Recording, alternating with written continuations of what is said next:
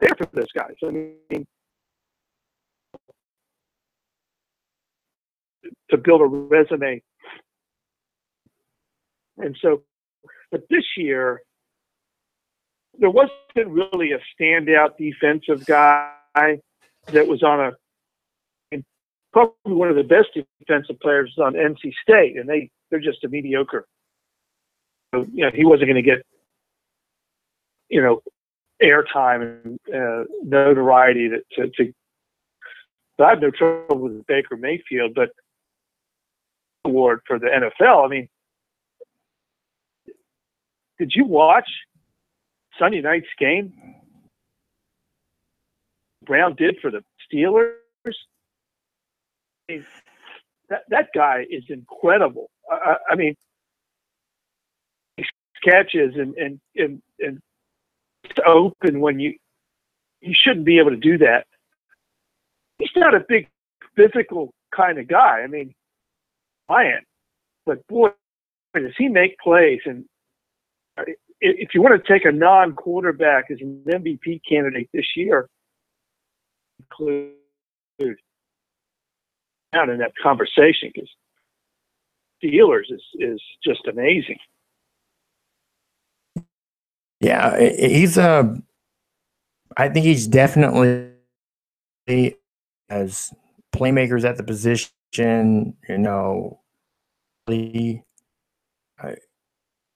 best in the league. Odell Beckham Jr. to see be a bit more consistent. The problem is with having a wide receiver as an MVP, Huff is so dependent. That's the whole game, If the quarterback ball to them, it's not obviously that they have no opportunity. That's one big thing that really kind of for a wide receiver. And again, if you have a wide receiver that is considered guard, quarterback is probably also considered well, because he's the guy getting the ball there. Point. What was this? I guess it's been probably 5 years now. Was it 4 years ago? Or was it over 100 receptions? And just season. And the team had 4 wins. Justify valuable player, and the team is only able to muster, and that's a big part of it too, because guy that is he the guy in the league? No, it's not just that. It's also on a winning team, a team that has a shot, a team that's a playoff team. They're not looking at guys on rosters. If it was for effort, for the guy that put up numbers, Breeze would probably be in consideration every season. Season that he's really been in contention was the.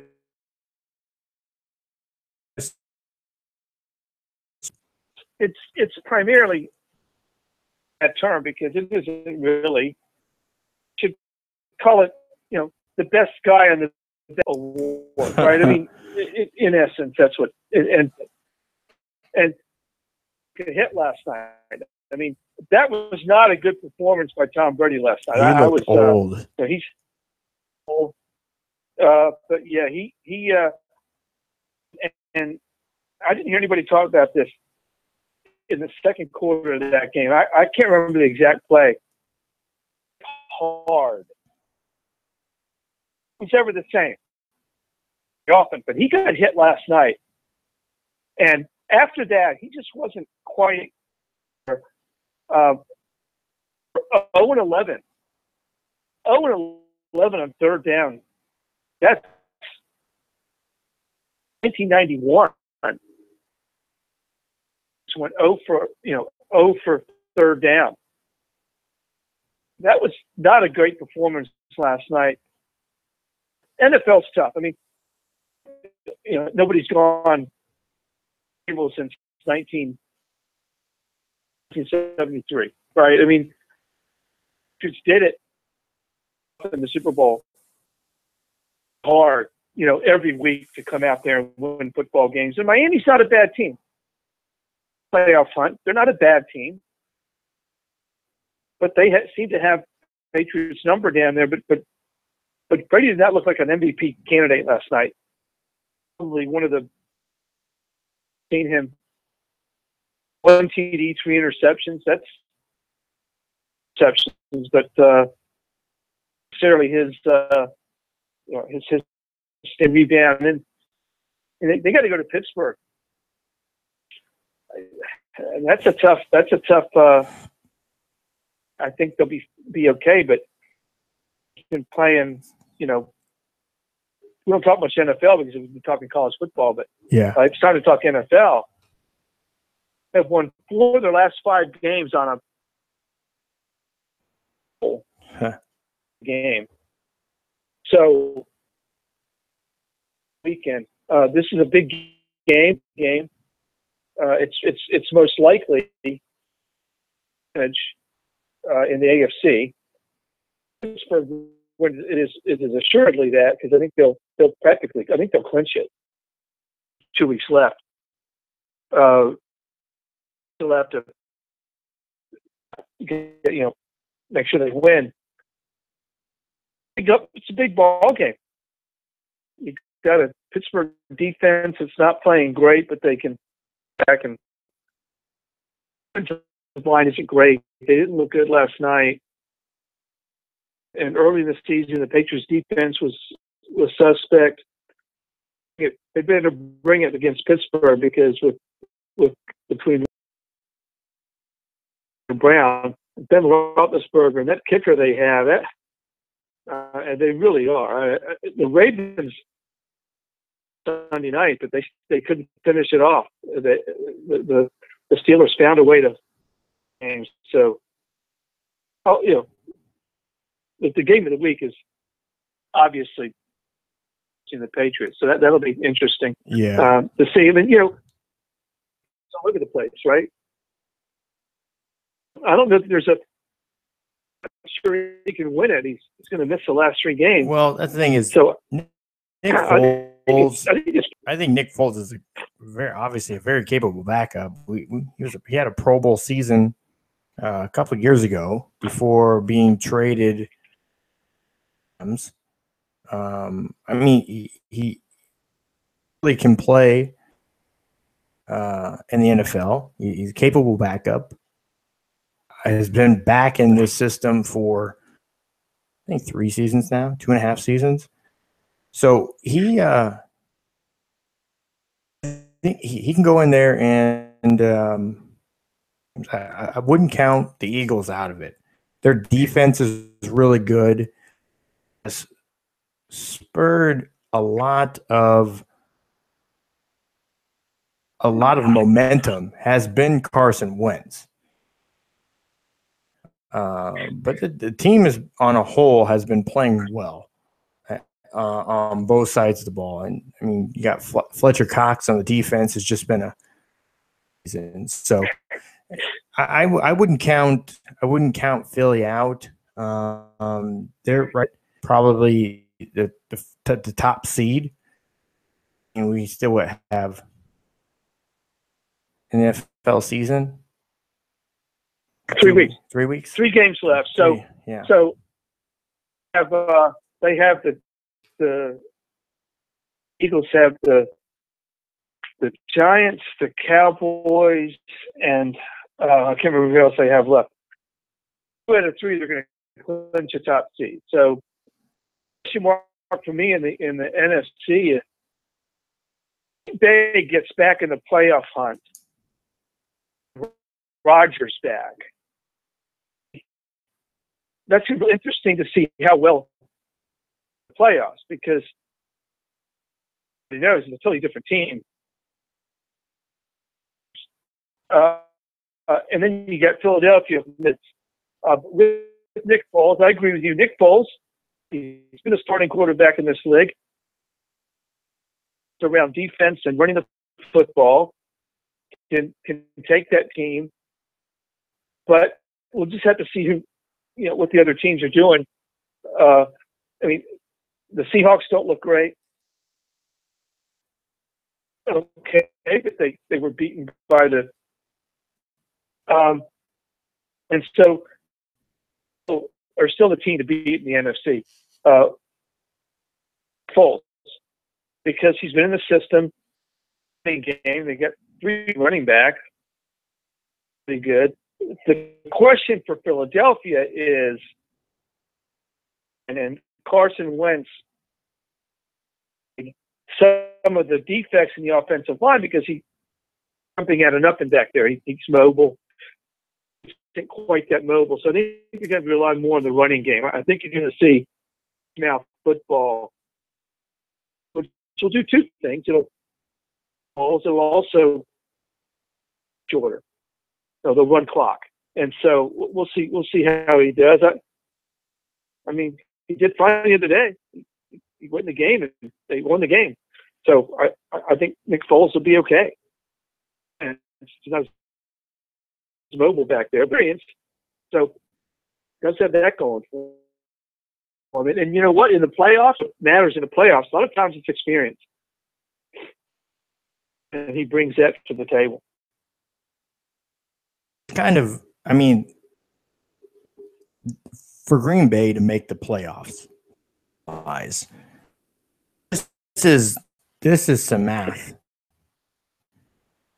Not basic math. This is some formulating on some to really fail. I mean, they're tied right now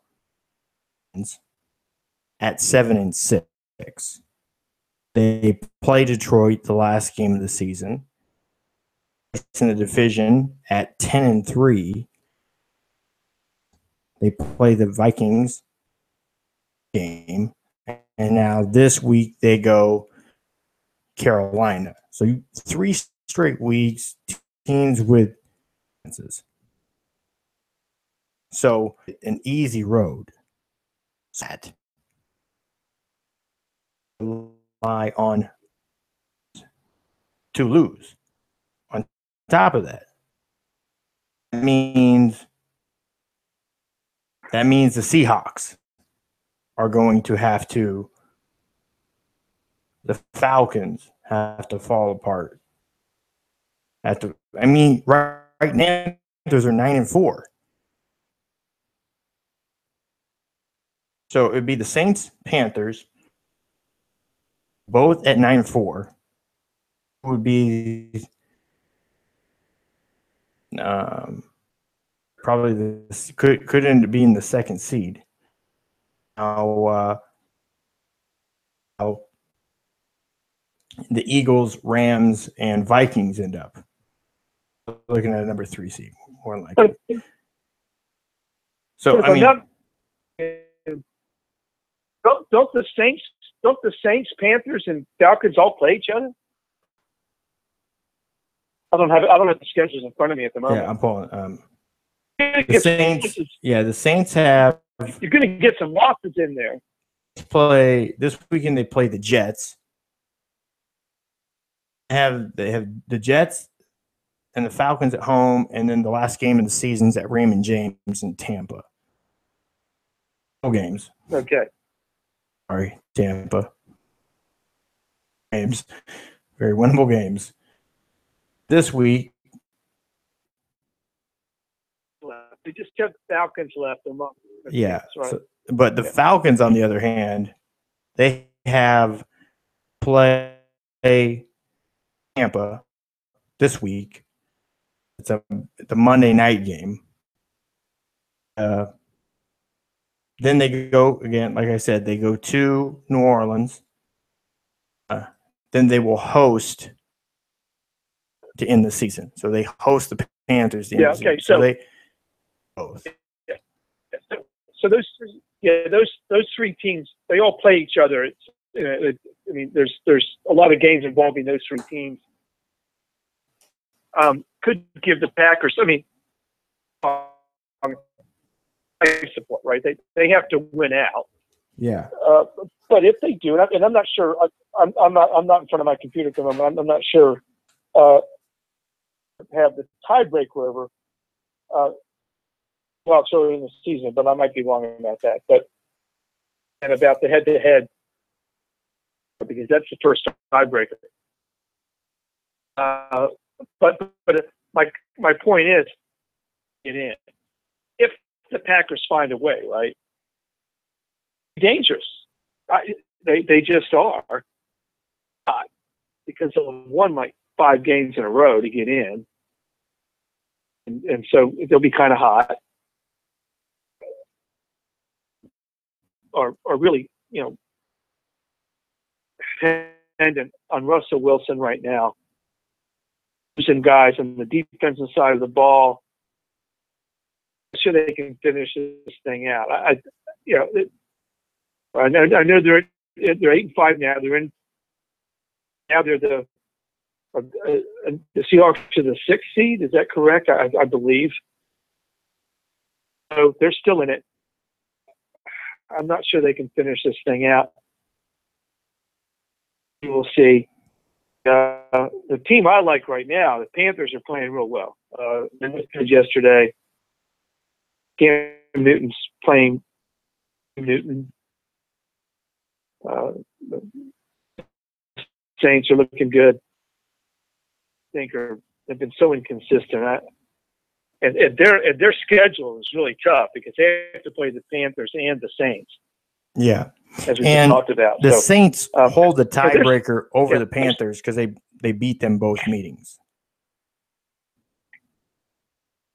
So right now, New Orleans would be in, and looking at a wild card. Yeah, the Seahawks would be looking at 5 at that 6th seed. As we've said, though, Saints play. So yeah, they don't. So, the Falcons play both teams. That's right. They don't. So you're right. So the Saints, a big leg up there. I mean, a big leg up. So it's really the Panthers who have pressure on to beat the Falcons. So we'll see. I mean, if I was to pick right now who I the NFC playoff teams, obviously the Vikings are in. If they haven't clinched, they're close to clinch in the North. The win the other day, they lost. You got the Vikings. One more win because there's 3 games left. And Lions are 3 games back. Basically, there could be 2-way tie.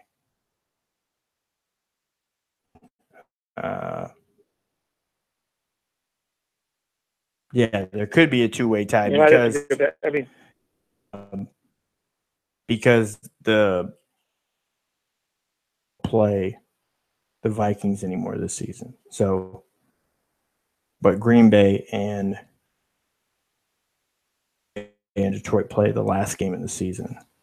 So in theory, Lions up, you know, uh, um, or the Packers and the Vikings could both end up because the Packers play the Vikings. Highly unlikely, yes.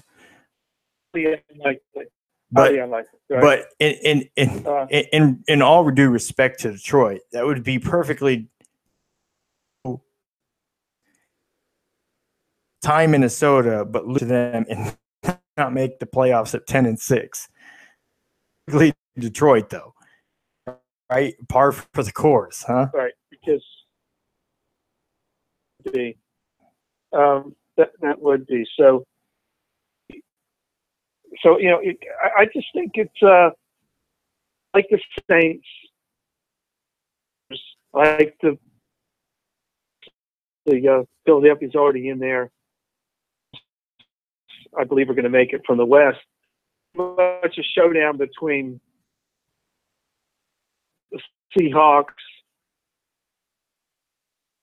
and I guess somebody from the Seahawks, Falcons, and from the NFC East. I think is I don't think the Cowboys have a shot. I mean, they're still about. I'm not sure they get a shot. So I really like right now. I like three teams from the South to get in. I just are sucking wind. I think they're gonna lose another game or two. Things are strange. Things are awfully strange in the NFL these days. Last night's game is a testament to that. That Tom Brady just looked last night. He looked old. He looked 40. And the thing is, quarterbacks can be insulated to a certain extent. Calling, line blocking well, the run game working, and receivers being, guys that quarterbacks that can get rid of it quick. It's a lot longer in the league than guys that run it. Are a lot more dynamic. They just don't last as long because notice Ben Roethlisberger. Ben Roethlisberger is probably one of the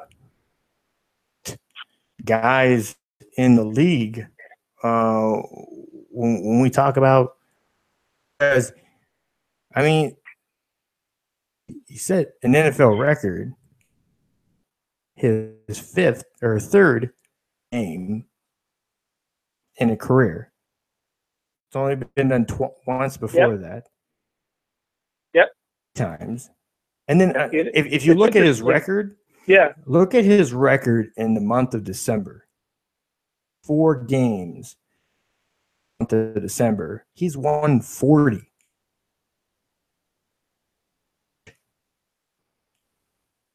So I mean that's and what, 70, 71 and 71.5%, 72%. Yeah, you and I don't agree on very much. That Roethlisberger is one of the most underrated, two-time MVP, two-time Super Bowl champion. He's played for the Steelers. When we talk about these guys, Brady and Peyton Manning before he retired, and I mean Rivers and who Brees isn't and Stafford and Ryan. If you're writing a story, right? So say you're one of your books, and you're going to have a main character in your book. Fit that he started as a rookie, Super Bowls. He played for the same team the entire time. He's had his but and his attitude, but he's matured into this veteran. And his placement, I mean, Antonio Brown, I think he is the best at his position in the league. Roethlisberger does a lot to help that out too. I mean, to say that he just drops the ball in the basket, throws. It's that,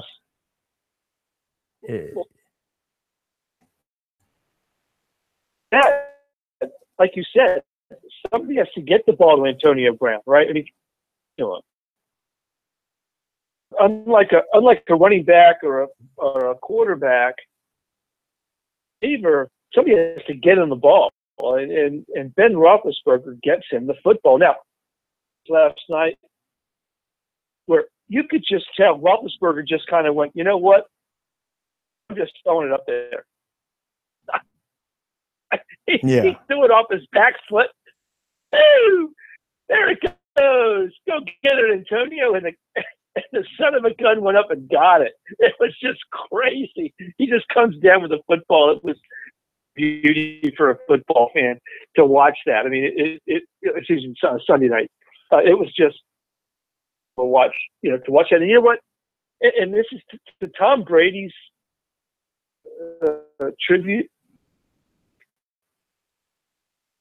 Guy in his entire career for 2 seasons that he could throw the ball to like that, and that was Randy Moss. And if you want to flip it back to Brady, Brady's done it with journeyman guys. I mean, one of those guys where he's just foot and somebody goes up and gets the ball. I mean, he doesn't have one of those. He did with Odell Beckham. Jay, but he's out this year. Peyton Manning had Marvin Harrison and Reggie Wayne, and he had guys like Marcus Colston and guys like that. And for a while, I guess you could say that Brady has Gronk. It doesn't, isn't quite as prolific as a wide receiver, especially stretching the field.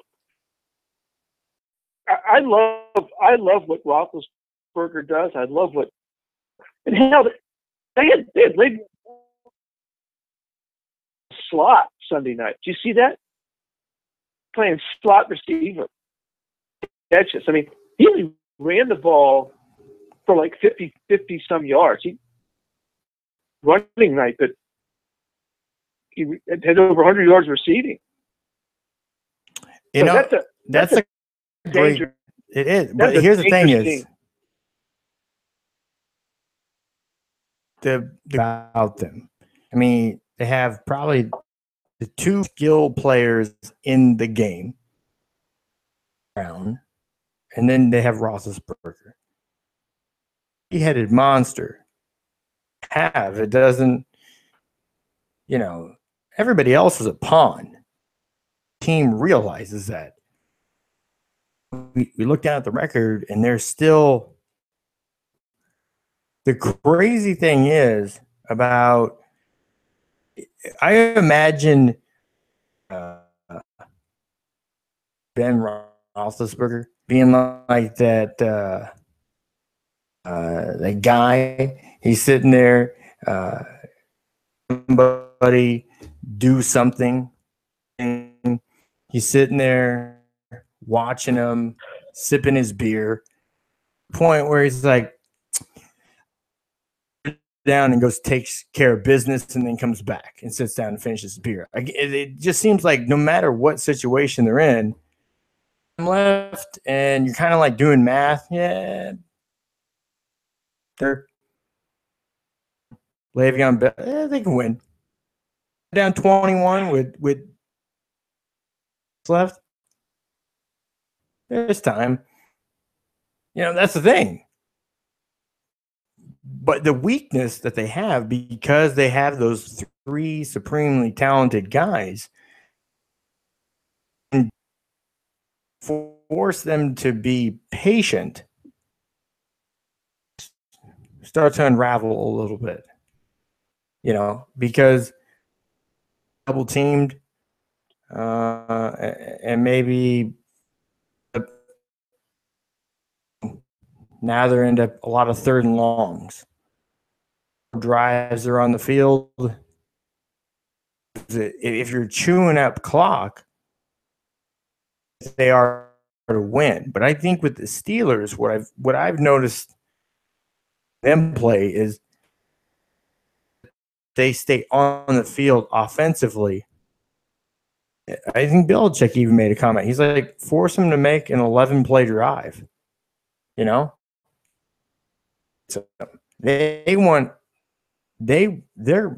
a home run hitter. You know, they're Aaron Judge. They're Giancarlo Stanton. They're swinging for the fences. Well, they've got two other guys you have to talk about on offense. It's Bryant, wide receiver. Good. They double team inside.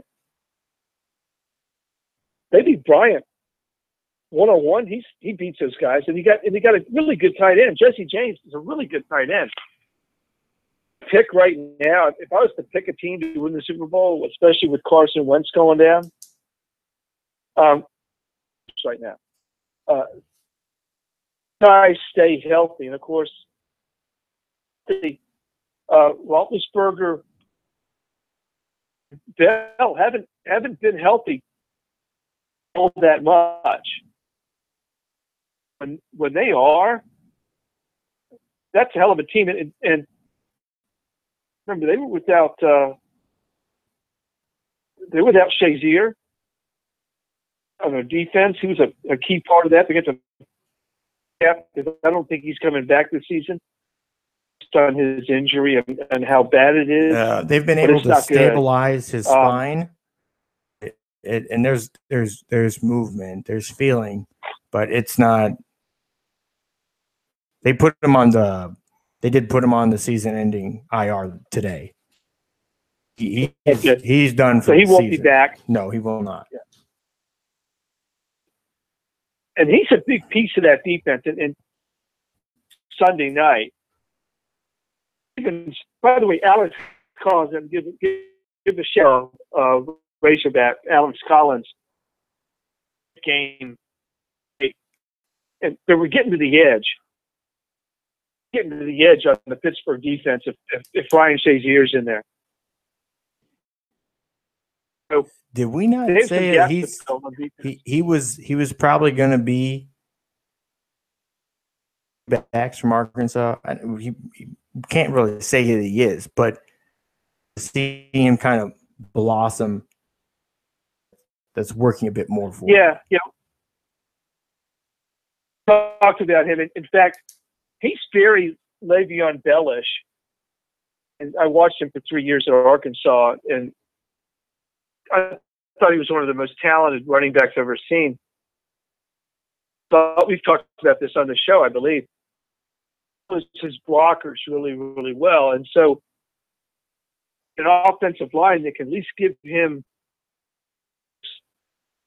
you saw it Sunday night, he's going to make 8 because he sees that hole and he gets through that hole. I think he's just ready to blossom against Hawks for his first year. And Seattle's offensive line is not very good. They're not a very good run blocking. Well, because they had Marshawn Lynch, who was just a battering ram, right? That guy just made his own holes. So what I saw Sunday night with Alex Collins behind that Baltimore offensive line, I like the kid. Happy for what he's for what he accomplished. Went out of it. I could tell. They had a player of the game. If the Ravens had won, it probably would have been Alex Collins. The Steelers won, so it was Antonio Brown, of course. So, although Roethlisberger throwing over 500 yards was a pretty good accomplishment too. So, I'm not even sure. We'll have to see, but he's a heck of an asset. He had a great game on Sunday night. Ball so similarly to Le'Veon Bell. A little more powerful. Has that stiff arm, but has a stronger lower body. It was good to see. It was just fun to see a kid I'd watched for so have a really nice night in the pros.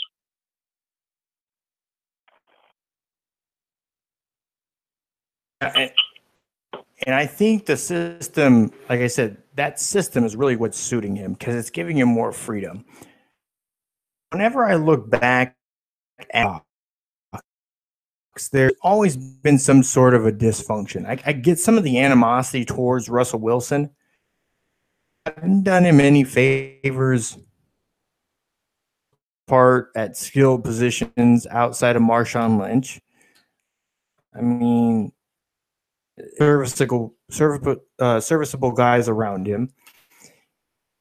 Guy in the league as far as taking contact. He slides really well. He's good as a passer. A lot of people hype him up to be, but he's talented enough. See, that's the guy. He's of enough of everything. He's not great at anything. He's just enough. You know, he's just enough of everything you need.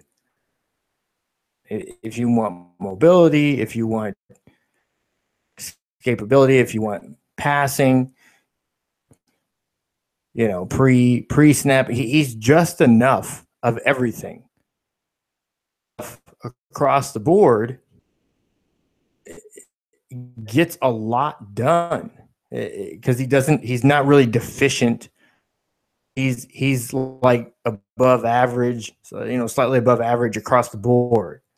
He can get away. He can escape. He can run with the ball. He can get down and not take hits. He is fairly accurate most of the time. And that's just it. A lot of help. The defense has kind of been that. Almost seems a lot more like those. It reminds me in some ways of kind of like in the days, because they're known for the defense and quarterback that does things that do it's somewhat special because they're athletic.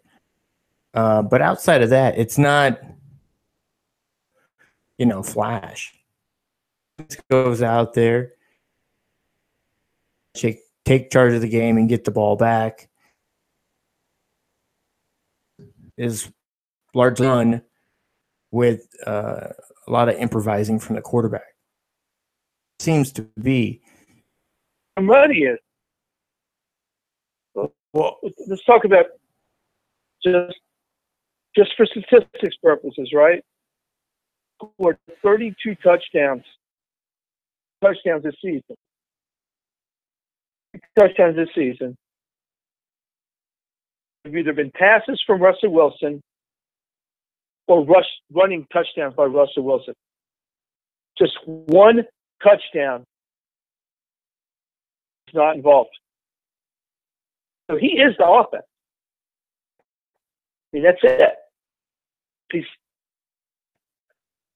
And I don't know how you sustain that. I mean, the Jaguars went up there this past Sunday and beat them. With all Sherman's out. You don't have that defense, which is that's where they spend all their money. They don't have the skill players. Worth the hoop, is only receiver, and he's just slot guy. He's just you get in there now and then.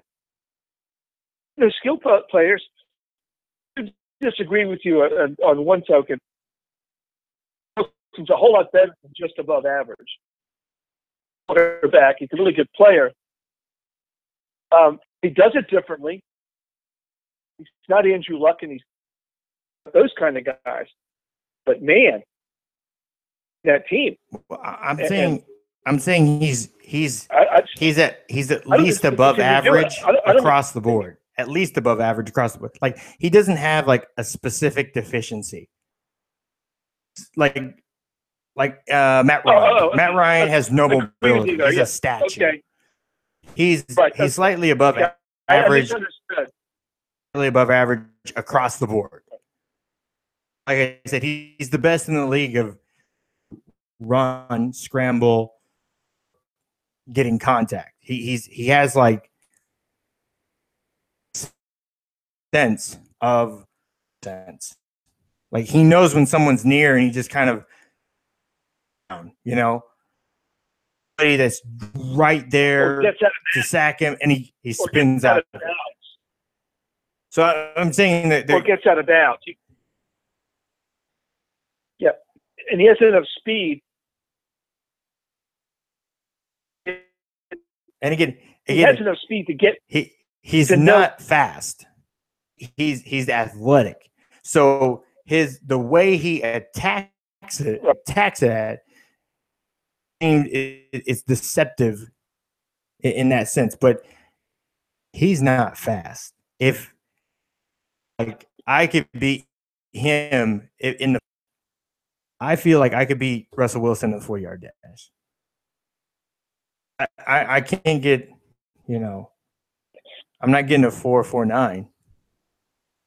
Get better. I'll get 5.9. I'll get under 4.6. I think I can still get 4.5. I'll tell you one thing. When a guy's 6'4", 260, he's better than a Russell Wilson. Yeah.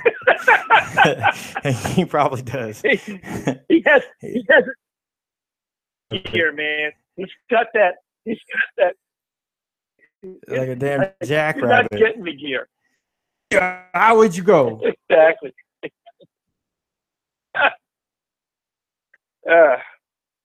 You know, right now, and the problem with Seattle is he's all they have. I mean, the defense gave up 30 to Jacksonville. In Seattle, listen, that's a red flag, right? People, let's back off. That team's tired. I'm telling people, back off Blake Bortles. Visible. And people keep saying he's garbage. Choose. But we have to understand the way Blake Bortles is. And let me speak to Blake Bortles is not that guy that he's not conservative, he's not a game manager.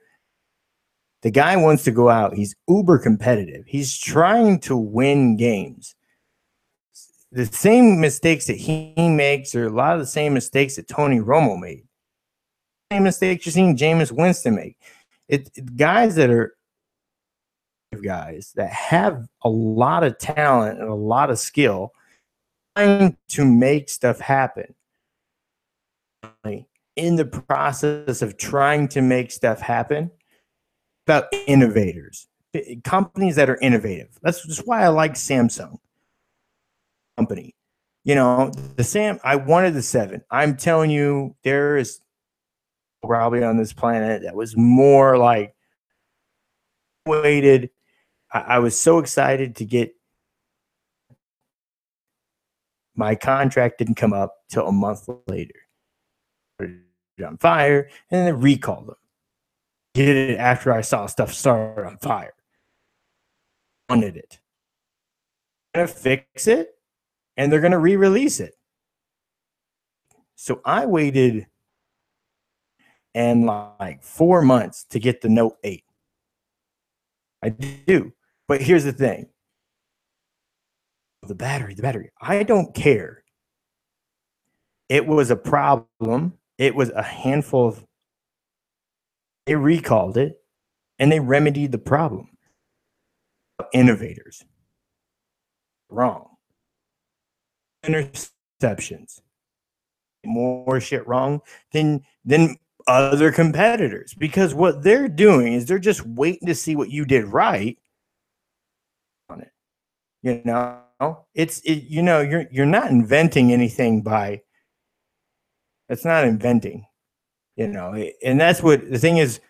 Guys like Blake Bortles, Tony Romo, Jameis Winston, they're going out there. They're trying to create.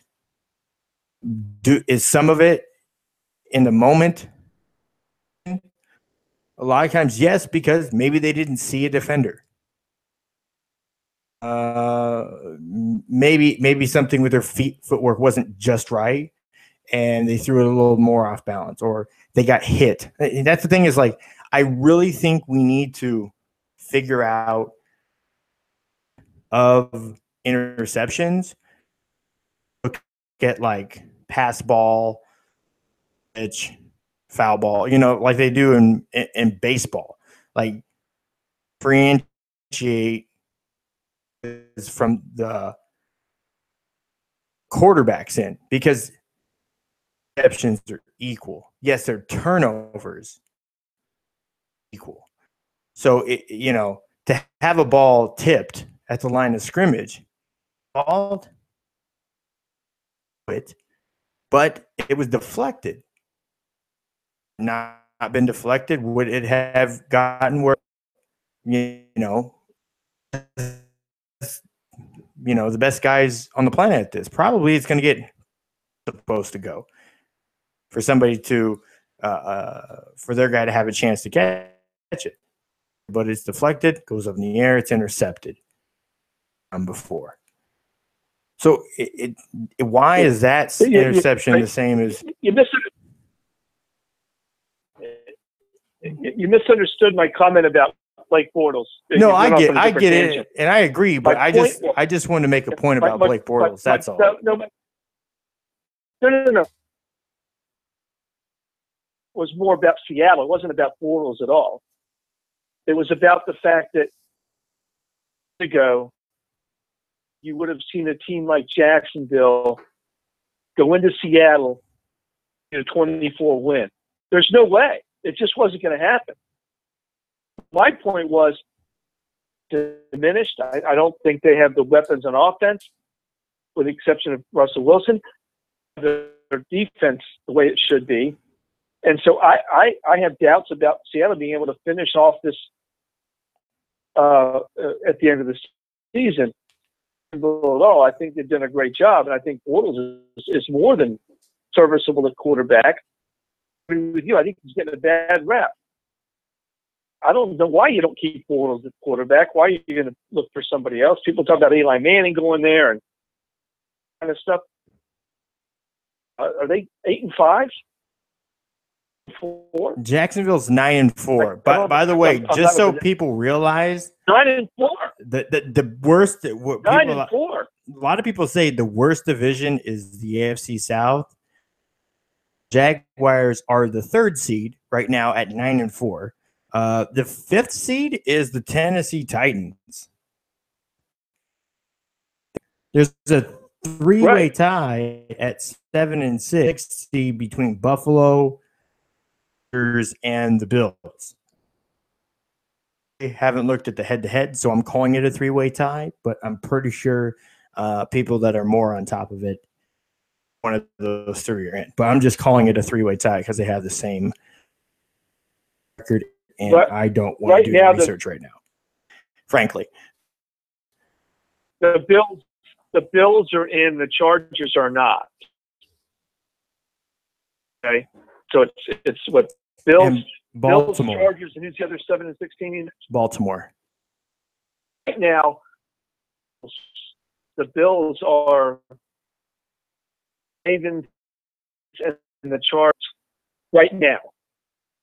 That not can change because they've got people playing each other the rest of the way. But right now, that's the situation.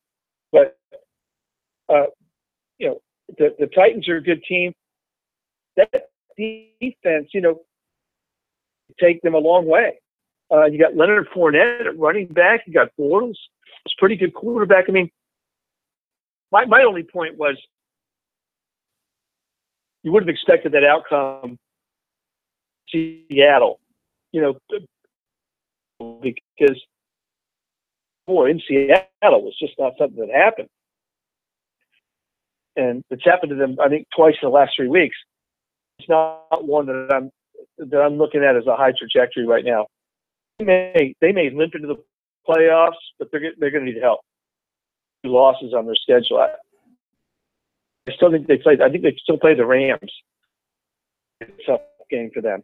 So yeah, I don't like them to. And if they get in the playoffs, around. So mathematically, out there right now, the Dolphins at 6 and 7 are still in it mathematically. Just because below, and those 3 teams sit at 7 and 6. They're only 1 game back. So mathematically, well, the Dolphins play Buffalo. Okay, so chance to do something there, right? Because they play Buffalo, but they've got a tough road. The Dolphins.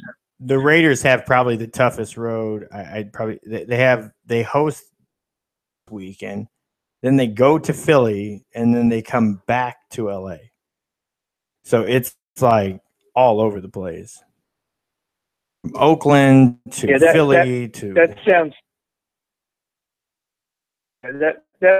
0-3 to me, but just me. That sounds like the way they looked against Kansas City. I'm not sure the Raiders have another win in them because the Cowboys. So yeah, next week make a difference for them too. Yeah. So we'll see about all that. So. Yeah, it's. I know last week we were going to talk a little bit about the violence in the league lately, and kind of a caveat into the amount of injuries. Thing is, I mean, that probably have been affected the most by injury. Top so much. I mean, outside of Philly, even Green Bay. They asked Rivera, I'm planning for a quarterback against Green Bay, and he's like, we're game planning for Aaron Rodgers, expecting him to come back and play. He will be back, but I have stayed from their stars of Aaron Rodgers, which is usually the other way around. Even so, Dallas. I mean, Ezekiel, he was out because of a suspension. They're fairly healthy. They're just not putting it together. Yeah, I mean, he's the only one. He's a 50-50 go for the game. But other than that, playmakers are there. Kansas City has all their playmakers. The Chargers have all their guys. New England, Gronk's back from suspension. I mean, there. But by the way, the tandem they have at running back, I think it's getting. And I was when Rex was coming out, New England would probably be the best place for him. He is that he can run, and he has run between the tackles. He has some wiggle too. So more than that, but utilize him a lot as that third down, his ability to catch. So, and they've got quite tandem between those two. And Pittsburgh, your three-headed monster. Outside of that, you know, the guy that's hurt theirs and inflicted, fortunately. So I think, unfortunately, yes, it was. Yeah, you're right. I mean, unfortunately, yeah. As the main teams that we're looking at, really isn't an issue. So, you know, and even I mean, even the Vikings with their quarterback carousel, whoever they had start last year or this year seemed to be serviceable enough. Last year, obviously, Case Keenum stepped in. He's career season. You know, they have Bridgewater waiting in the wings, the guy that they had drafted and thought was their franchise. You know, they can't really, I'm going to say they can't go wrong, but they've been able to roll on the dice without crapping out on the quarterback position. So they've gotten there. Now, I can't say the same thing necessarily for. I mean, they've battled some skilled players, but they've dealt away most of their skilled players. Redskins. You know, they're just. But you know what? Their offensive and defensive lines are just decimated. Not to mention their secondary. They just had one of those. You get hit by injuries to key players, and you just can't keep well this season. But just got rolled Sunday against a better team, and just they've lost Chris Thompson at running back. I mean, the Reds are out, and they're awfully thin, and it's tough to watch. Back, I mean, there's nothing wrong with Kirk Cousins and players, but gosh, when you've got top guys at every position out, it's just difficult to contend. Right? The Seahawks defense is just, and I think here these guys are starting to get tired. I mean, you've got new guys playing. It's just tough to sustain it. Look at New England. Well, last year, he missed the first 4 games, regular season. He's now played 13. He's limited at age 40. Miracle man, but beats father. We'll see Sunday what it looks like against the Steelers. I'm very interested to see how that works, because the Steelers are going to be bringing it. They're going to bring that pass rush just like. And if Brady's tired and losing half a step, Achilles is hurting him a little bit, like sharks with blood in the water. Sunday night. Now, the Steelers' defense, as we mentioned, isn't playing as well as they could either. Interesting, fascinating game. It'd be one of the best games of the season, probably.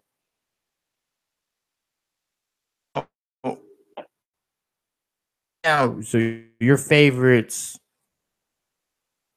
are Pittsburgh and who in the I got to go with New Orleans.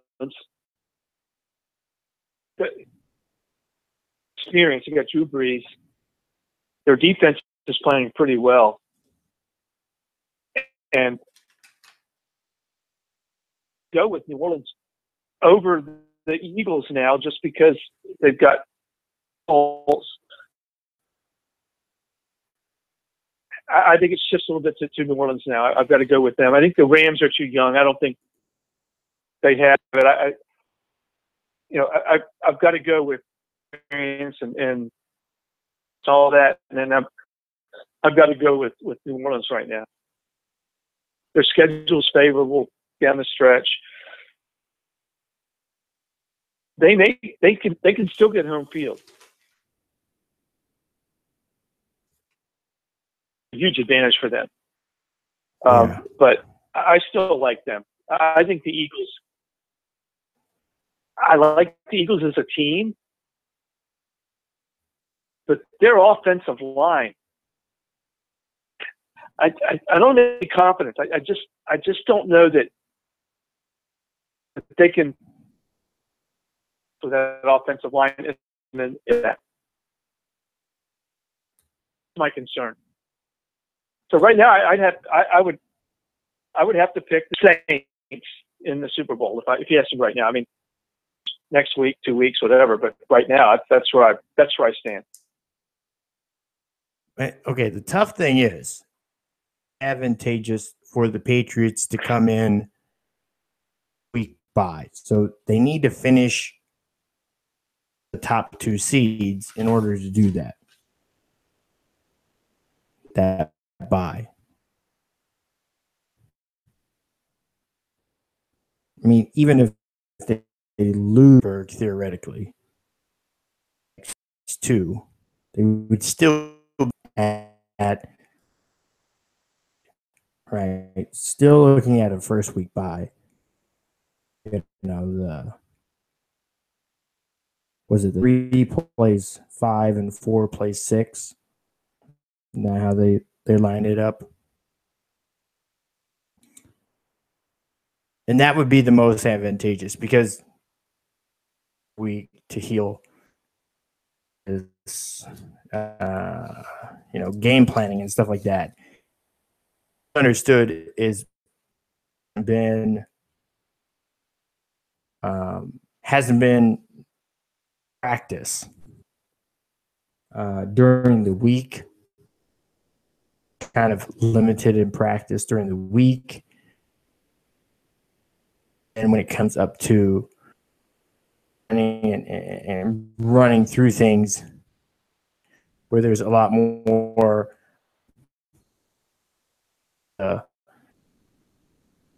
preparation, he's more with the first team practicing on that. Other than that, he's more mentally there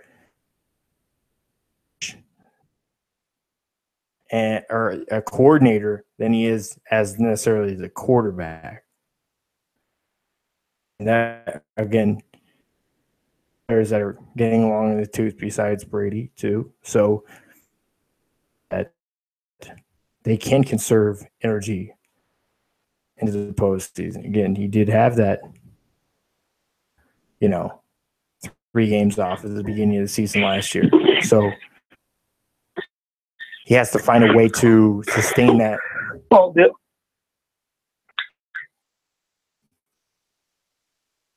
and that's just it. Like, that New England has is, as I mentioned, but I think New England has on the road at Pittsburgh. I think they're on the road the next week as well. Oh, they've got a tough stretch here. And this week is because they played last night, and so New England's going to be there, and they're going to contend. And listen, I one of the 2 best teams. Can't make too much of a New England loss at Miami on a Monday night because 5 games at Miami. So they've won 2 Super Bowls. So I can't make too much out of last night's game. Expected, except Brady. Right. The result doesn't concern me that much. It really doesn't. I mean, teams lose. I mean, 12-4 season's outstanding. Okay, it's not good. It's not great. It's outstanding. Teams that go 12-4, I mean, that's just how it is. It doesn't really concern me too much. What concerns me is if I'm a New England fan, now I got to get ready on a short week to go into Pittsburgh. Team, be the best team in the AFC. So it's a really big game for New England. because Steelers lose, they can still get home field if the Patriots lose again. Out of it, they would need Pittsburgh to lose out for home field. So although you look at the Jaguars there, and they have a win against Pittsburgh, I believe. You know, saying if New England beats Pittsburgh, you could see a three team race for that home field advantage and for the all important bye. You know, that's as important really as getting one of the top 2 seeds to get that bye in the first week. If you're a Super Bowl caliber team, a playoff game on the road, you just should. You have to. It's been done before. I mean, hell, it's almost a requirement. You don't make it to the Super Bowl without on the road. I mean, if you're the top seed and you win your 2 games. I mean, but it's a neutral site Super Bowl. So technically 1 game's on the road. Right. Yeah, away from home. Yes, you've got to win a game. But you've had who were a wild card and came in and ran the table on the road, every game on the road. Didn't they do that both Super Bowls? You know. Came in low seed. Yeah, I believe they did. They did. This is, and again, I think they did. Since Thanksgiving, things in the league have gotten a bit more chippy. I mean, there are, just looking over these teams. I mean, they say it's the worst division of football, and Tennessee. They're only a game apart, you know. Baltimore is at 7-6. Obviously, they don't have a chance to win. Mathematically out of it, with only 3 games left. Right, the Steelers clinched. But Kansas City, the Steelers clinched. Kansas City is the Chargers at the Raiders at 6-7. So that division, you have a lot of parity. I mean, it is chippy, and there's a lot of teams that aren't that good of teams, but they have a chance to make it to the postseason. You know, these guys want to make it to the postseason because they get additional money. You get in the postseasons above and beyond what your normal salary is. You get.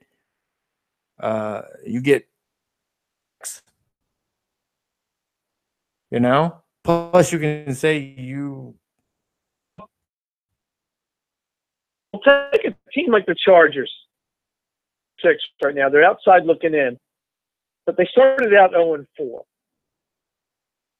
5 of 7. And you got to think if they get in the playoffs still of 1-10, right? So, team going into the playoffs, who wants to play them? Play the Chargers.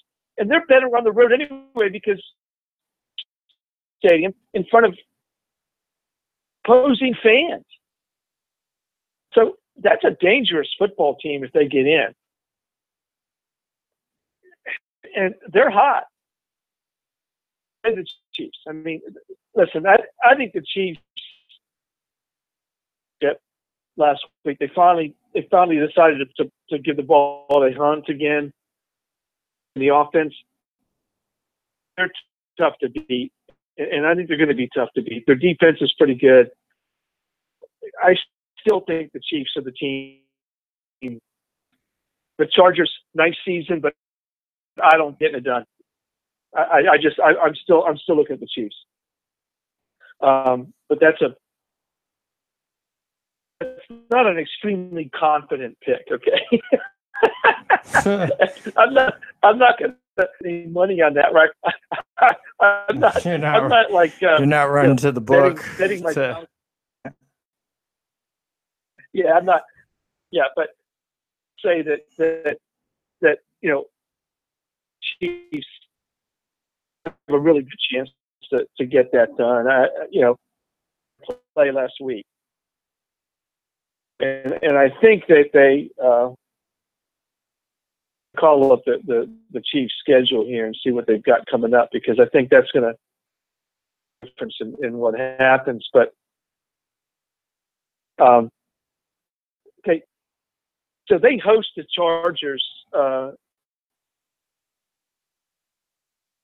Chiefs win that game. That's going to give them a real leg up on that race.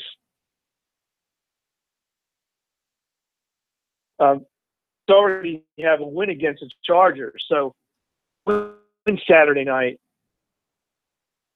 they'd have the tiebreaker against the Chargers and all but lock that thing up. Yeah, It's gonna be a big game too. There's some games this week, and you got the Chargers, Chiefs, Patriots. The Chiefs still have the Dolphins and the Broncos, but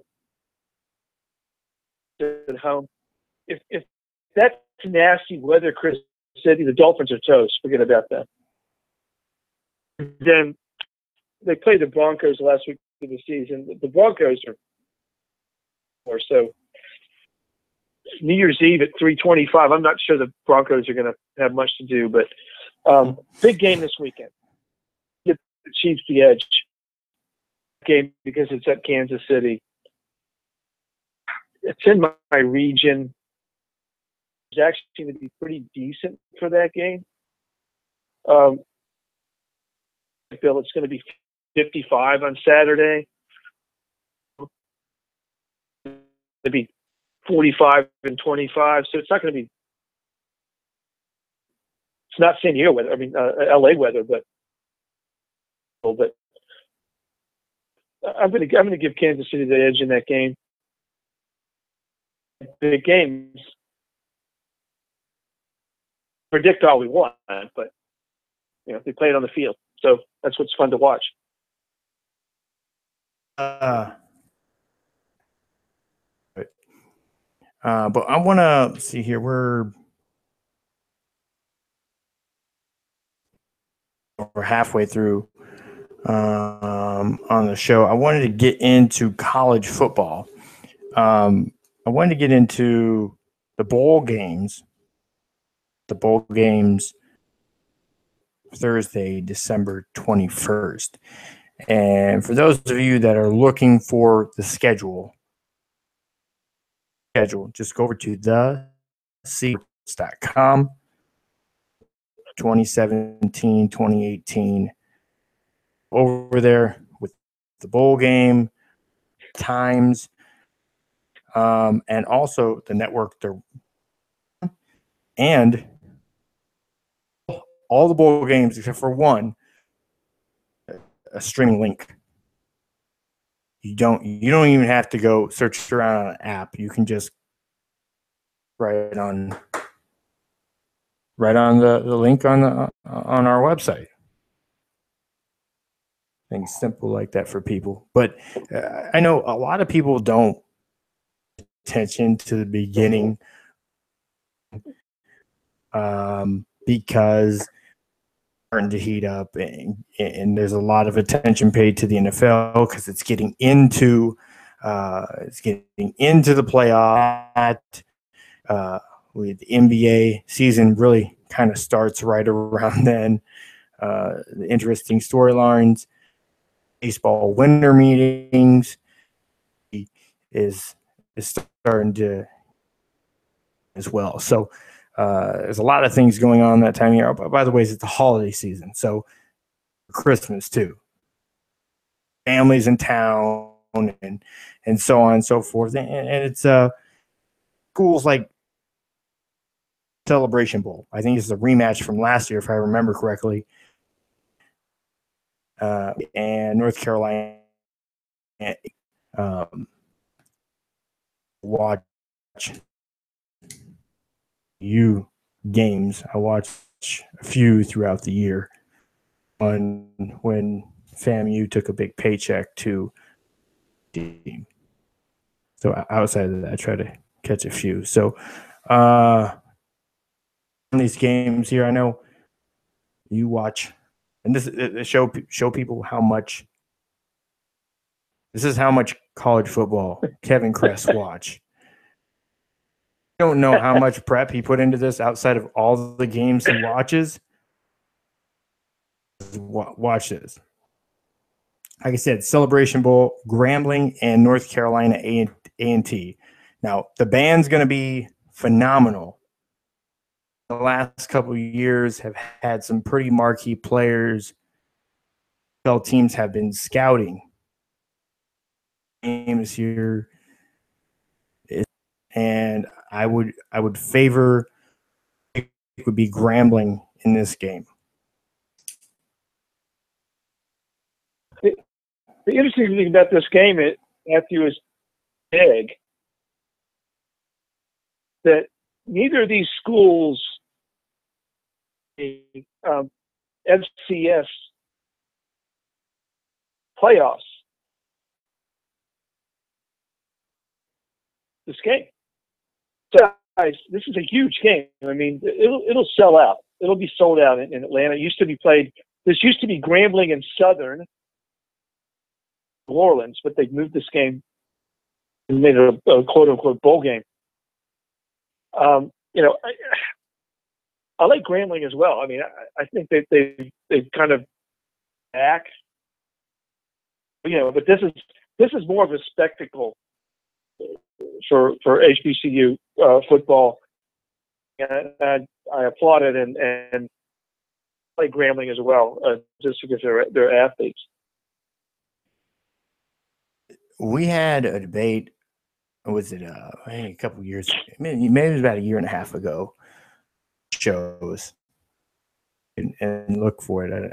I don't have it catalog exactly which one it was, but we were kind of having what if star athletes,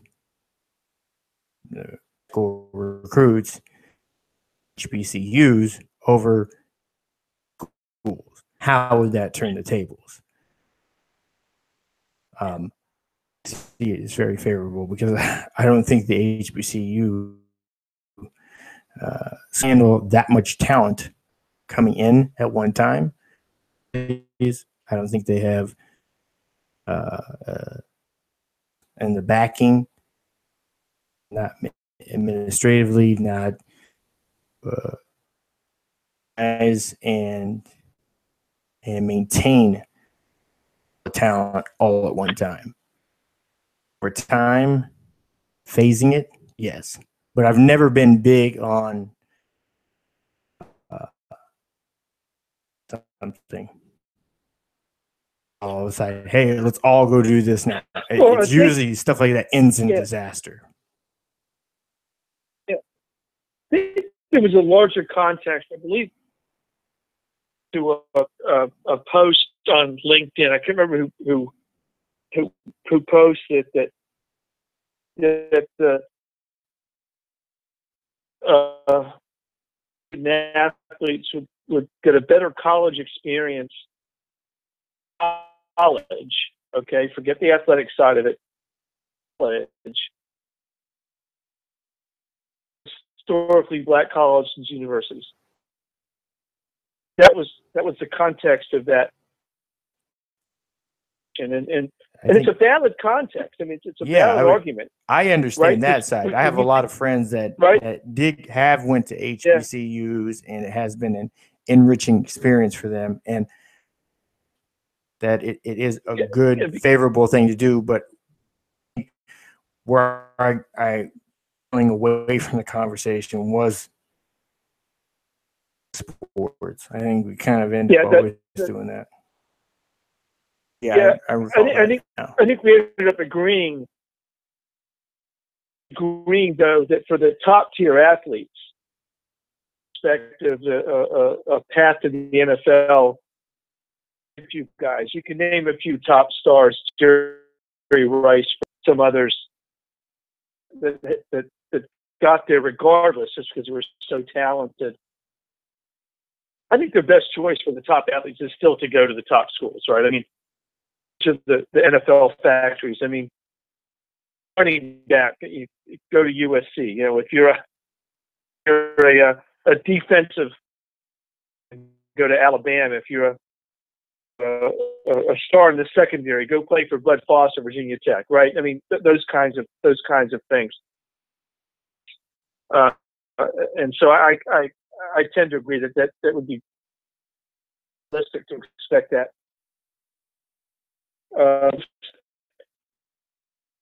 Increasingly, I mean, heck, HBCU just about. I mean, Power Five. I mean, watch one of these football games and listen to where these guys are coming from, right?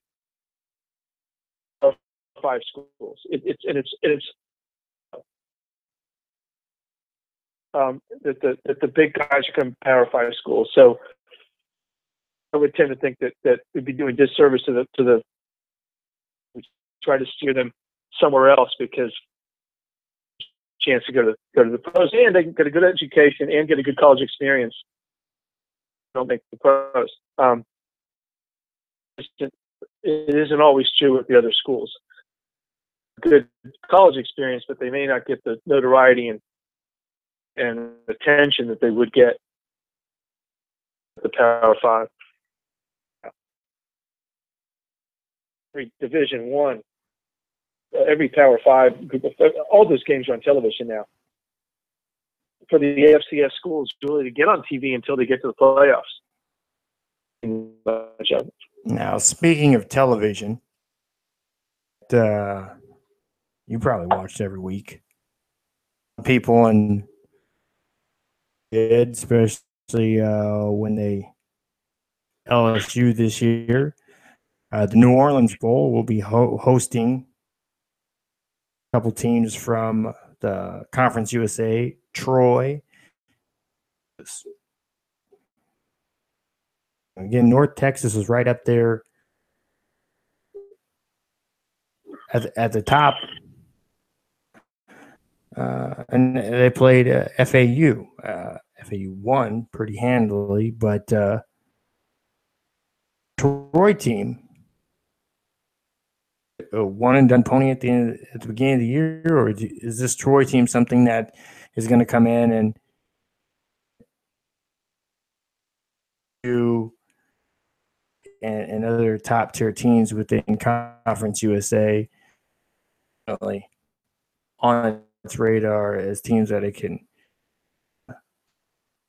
really take control of? Coach, I forget where he went.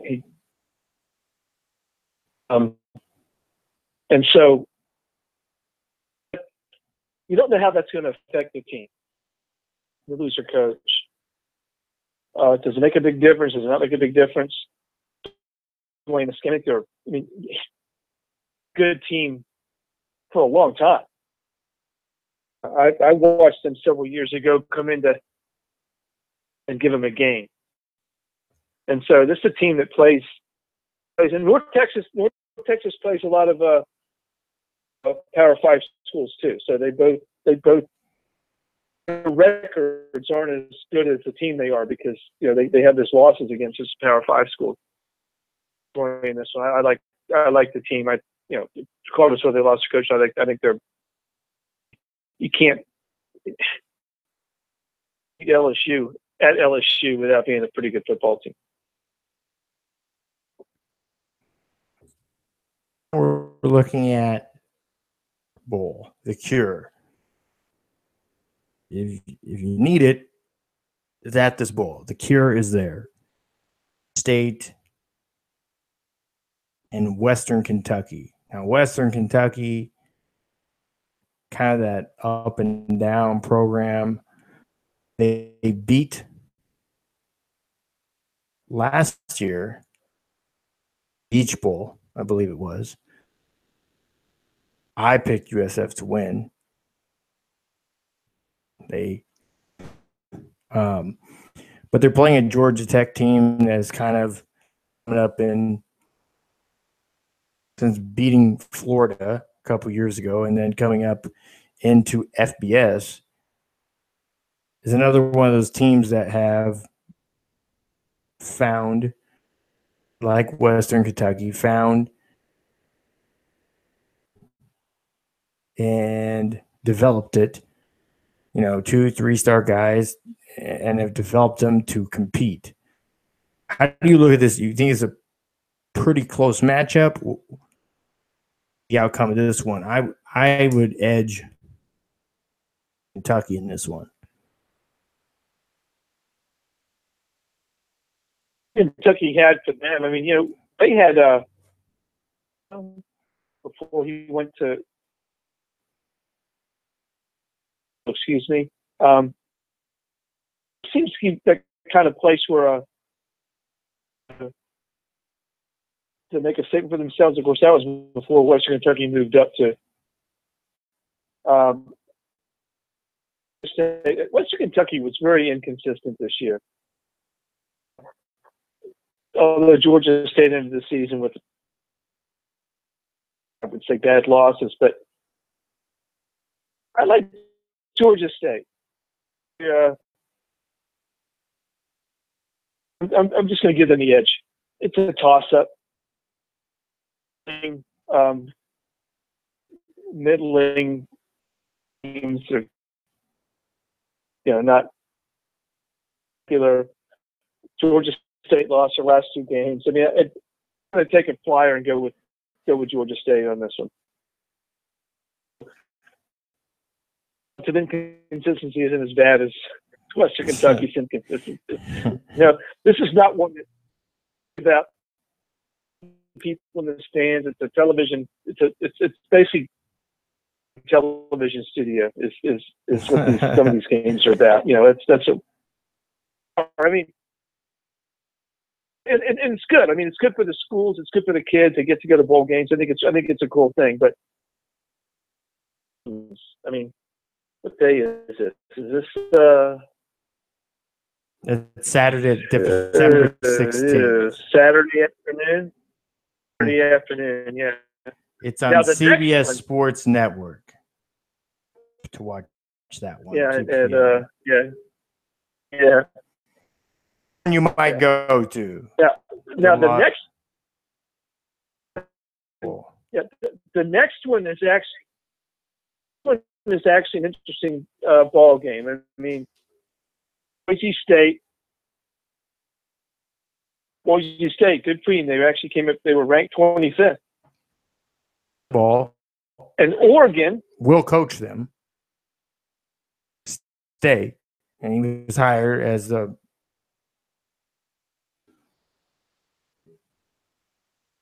at Oregon. And it changed because he's the offensive coordinator. In there, he took the job.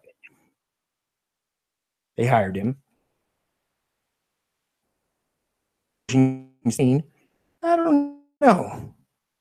I'm willing to bet Leavitt leaves and goes to Florida State. I don't know if that's been made official or not. As Florida, from his time, I think at USF, assistant with the Buccaneers. I think he was also an assistant out in for the 49ers as well. So he's been pretty spread out between conferences, but between coasts. But I think he is Florida. Got a little bit of a raw deal there in South Florida. I mean, he came in and programmed from scratch. Built up expectations, nothing. He built it from scratch. He built it from nothing. There's no football team, and he came in a year before, recruited, was living in Tampa at the time. In Tampa Palms, what? USF campus. I mean, and so going to give Oregon the edge here. Taggart had that team at the end of the season. I mean, 4 wins. I mean, they beat Utah. That's nothing to be ashamed about. Drilled Arizona and then just killed Arizona State the last week of the season. They're coming in hot, and so I like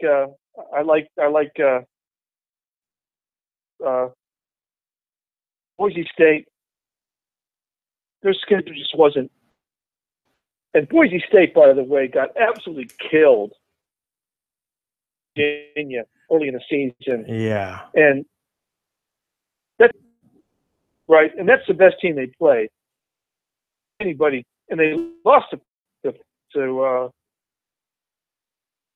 State and then beat them the next week, but they beat them by 3 points team right now. I like Oregon a lot. I think they've got a lot to play for. They got continuity at their coaching. So I like Oregon in this game. And there as the defensive coordinator. So what has happened is for Florida State, the offensive coordinator is staying as the head coach. Cristobal to retain all the rest of the assistants who are on tracks. So he may be able to. I don't know. We'll see. It appears that minus Willie Taggart, the same coaching staff, the same players. So I would on that one. I would edge Oregon. Now the next one is probably where people are the must-see TV in Colorado State.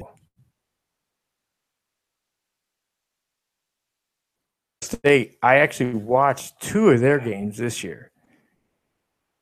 They looked like a fairly decent team. Watch Marshall at all. Of these 2, I think Colorado has the potential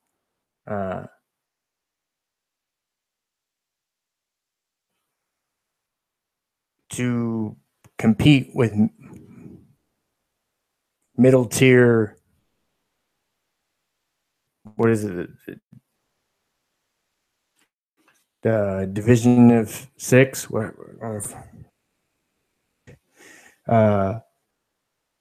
teams, and hang with most middle tier. Yeah, Colorado State. Well, Colorado State played Alabama early in the season, and it was 41-23. I mean and they had it going. They won their next 4 games. Stumbled against the 3 best teams in the conference, which was Air Force, Wyoming, and Boise State. Given where the game is, Colorado State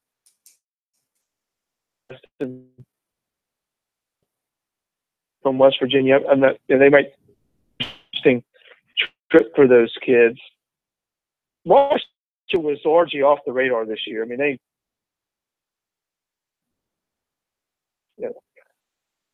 team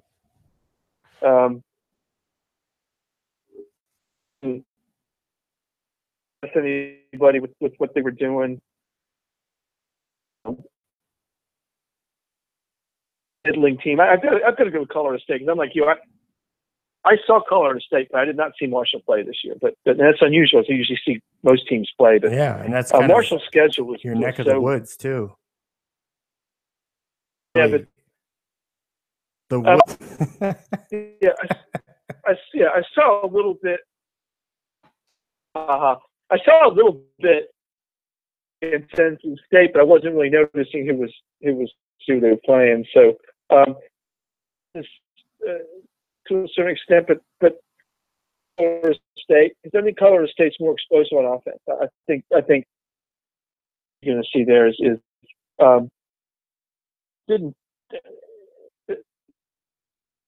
also it's really down, with the exception of FAU. Been brought to the table there.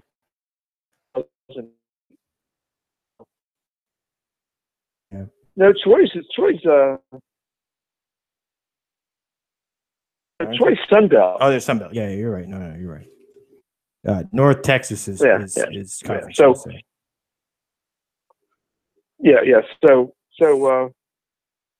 versa. So the next bowl is the Camellia Bowl. Arkansas State in this game, and they play Middle Tennessee. I've been kind of enamored with State the last couple years. I'm looking forward to see what quarterback does. I'm expecting him probably to be in the Shrine game.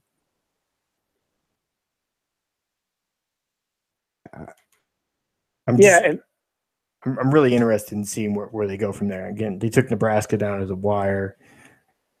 Nebraska was not what this year. Maybe it was destiny. I don't know. You ask, But that was kind of the game where people were like, that was the first game of the season, by the way. People were like, and I was like, hey, don't sleep on this Arkansas State team. Went down to the last play of the game. Yeah, losing to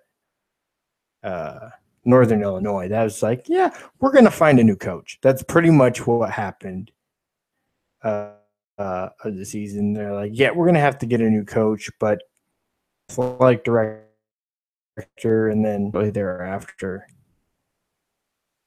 or the athletic director and coach by mid-season had already lost. So, agreements on the Arkansas State there. And that's probably going to be a Arkansas State. So, the Boca Raton Bowl, which I put in a credential request for the Boca Raton Bowl. FAU and Akron has actually been one of those surprising teams. Next school. Tell everybody about Akron. Besides LeBron James, what's up with Akron? I'm not against Lane Kiffin. I wouldn't either. Not.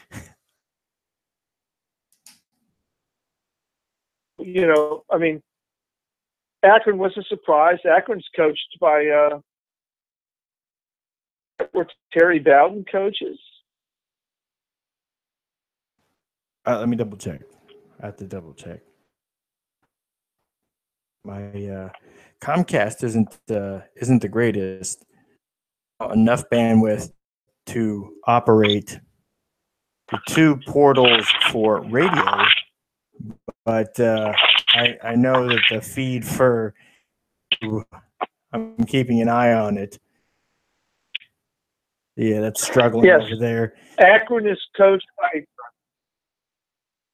by Terry Bowden. So that's quite a matchup. You've got Terry Bowden at Auburn. One season. Kiffin, former coach. 90 Raiders, seconds. Tennessee, USC, coach at Alabama. You got a couple of coaching families going on there, right? Terry's father coached, Terry's brother coached, Tommy Bowden coached at Clemson and among other places. His father's a legendary. He's still coaching, I believe. No, he's 60 seconds. He's an administrative quality control assistant at UAU. Okay, so he's back over there.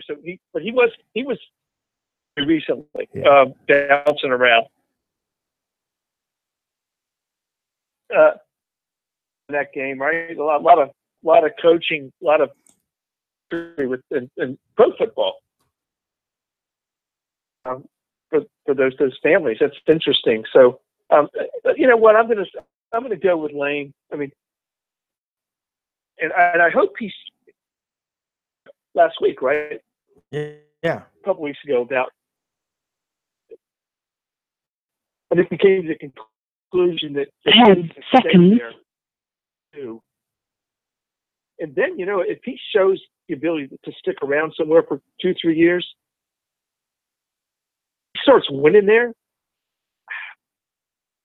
What were they, 9-4 this year? 9-4. They won the conference.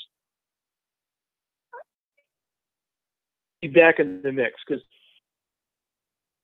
40s and all that kind of stuff. But I like FAU in this one. Against the MAC school, which is not normal for me. But I'm gonna go with FAU. I won't tell you for once. Yeah, I'll lose my MAC. Your MAC pack. I don't know. Doesn't sound as right. I don't know. Anyway, so it is December the 19th. A Tuesday is actually a Tuesday. So that'll be next week. So we'll start with the next ones next week because that'll start with well, because I was going to do the 19th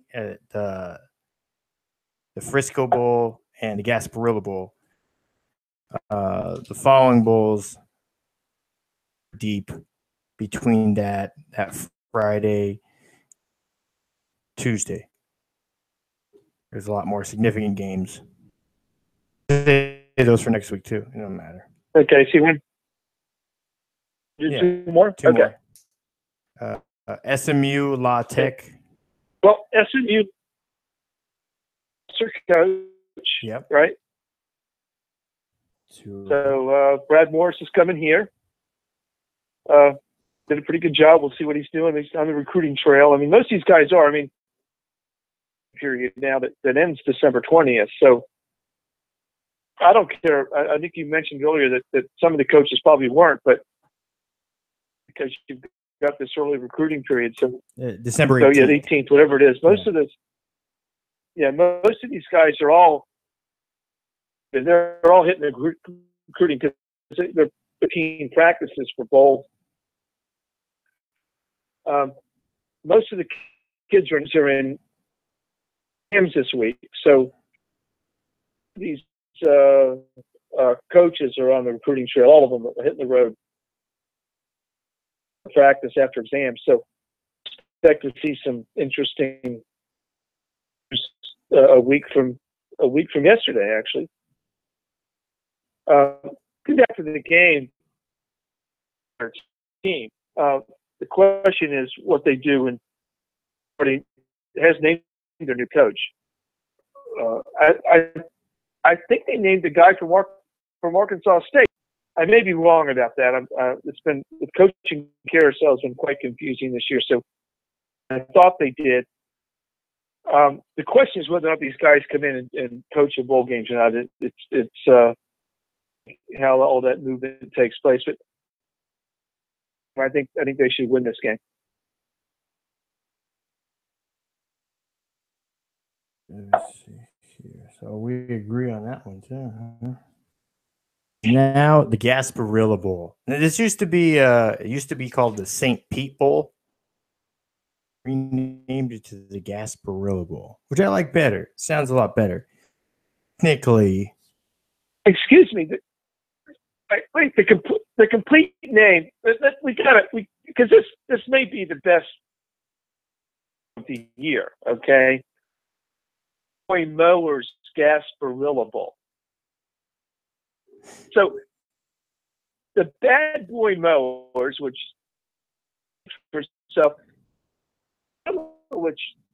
you being from that area understand. We know what the Gasparilla Festival and the Gasparilla in the Tampa Bay area. So interesting name to see this game. I want to.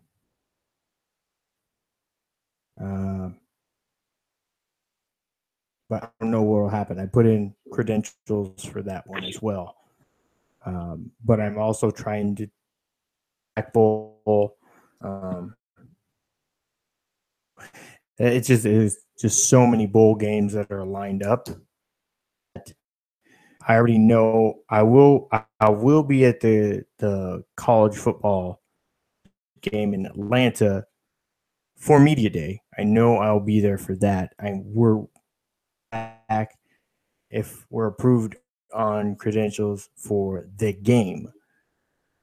That's the thing, is like media members. So I know a lot of people listening is like, oh, well, if you got credentials, then that doesn't that mean you go to the game? No, there's a lot of different tiers of credentials that access everything from a parking spot to a press field to the locker room.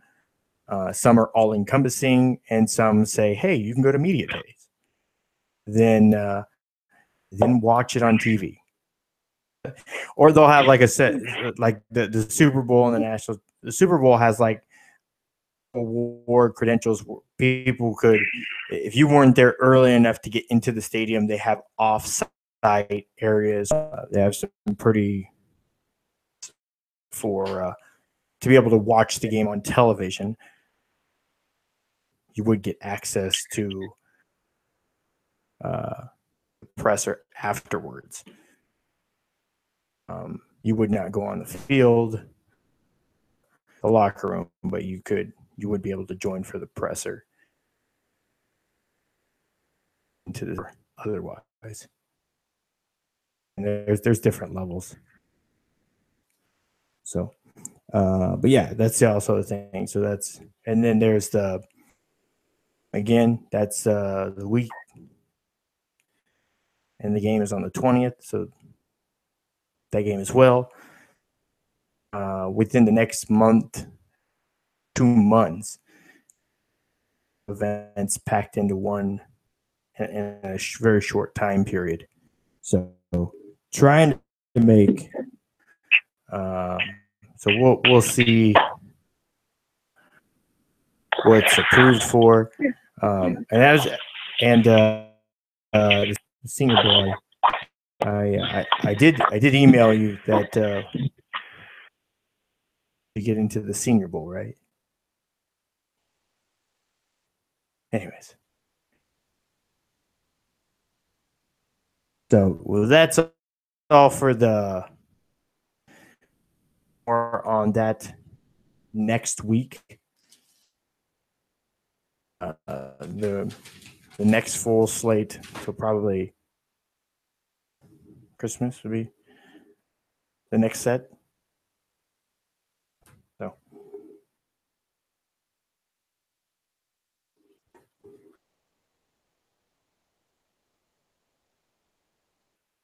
all right, I lost Kevin.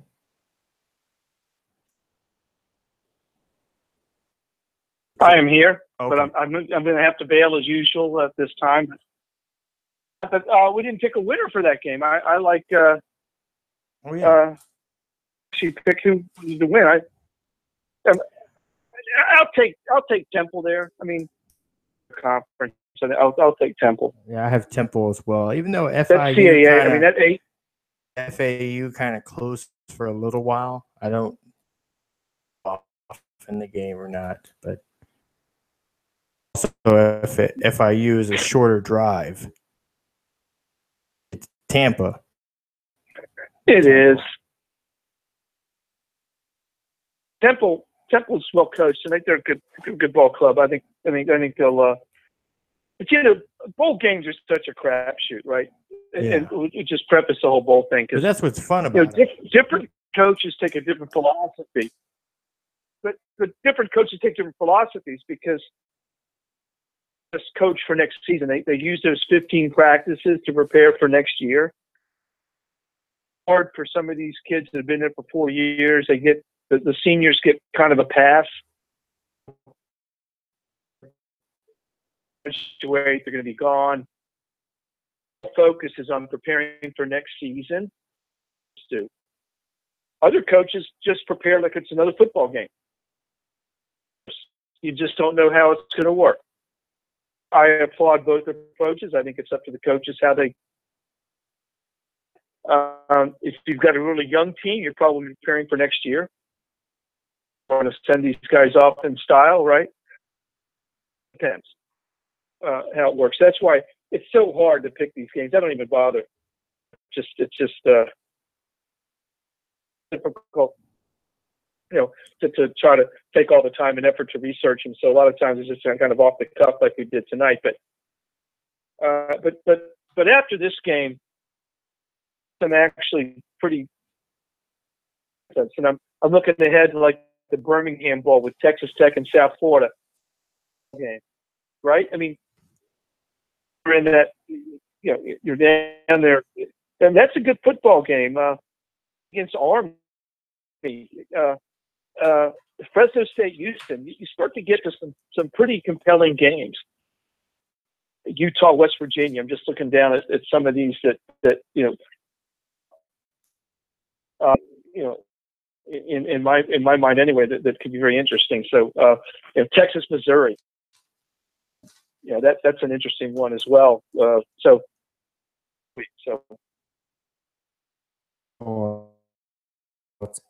and gentlemen, if you go to kevsports.blogspot.com, his blogs over there, as well as about all of your content is over on the CHTonsports.com. You can also easy click access to purchasing the P.K. Frazier novel series. So, and look forward to next week. All right. You.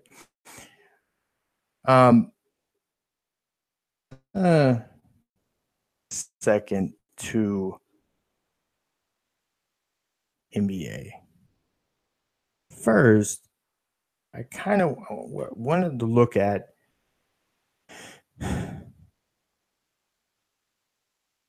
I know thread is that NFL ratings, they're down and normal levels week by week game. Most Monday Night Football games are actually up. Very advantageous for ESPN. The moves that Disney is making, or outright parts of 21st Century Fox assets, which include Hulu, give them for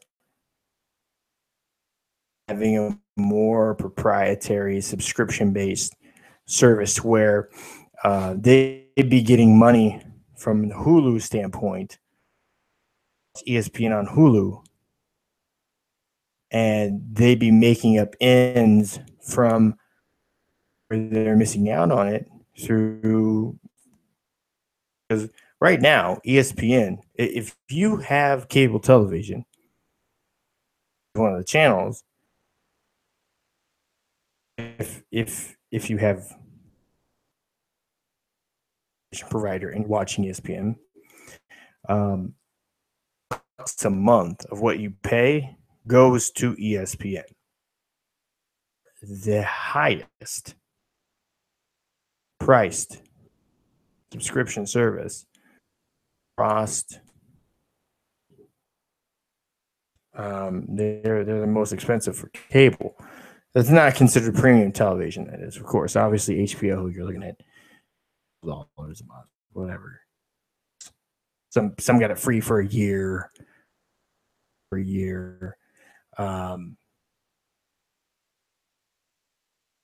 where the big bulk of their money comes in, banked on, because from the subscribers,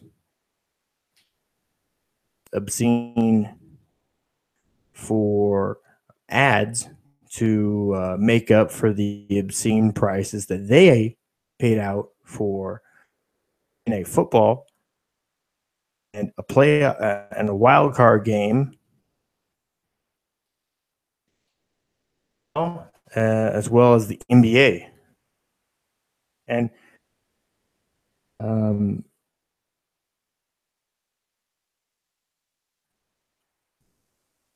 it's really getting the return that they're looking for. I think at the end of the day,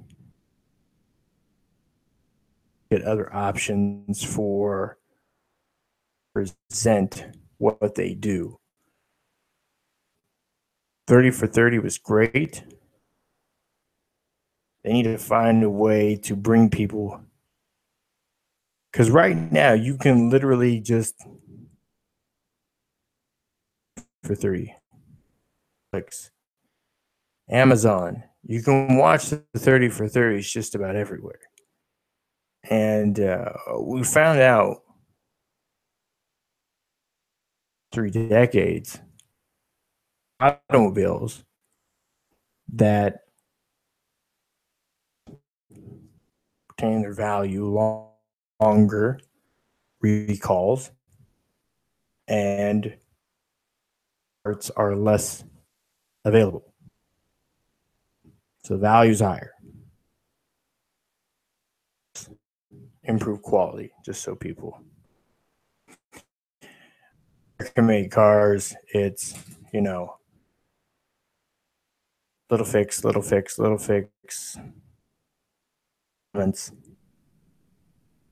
Tons of aftermarket parts. So try to make your money on the aftermarket. Hopefully they come to the dealerships. That gets parts directly through the manufacturers. Oh, that's kind of the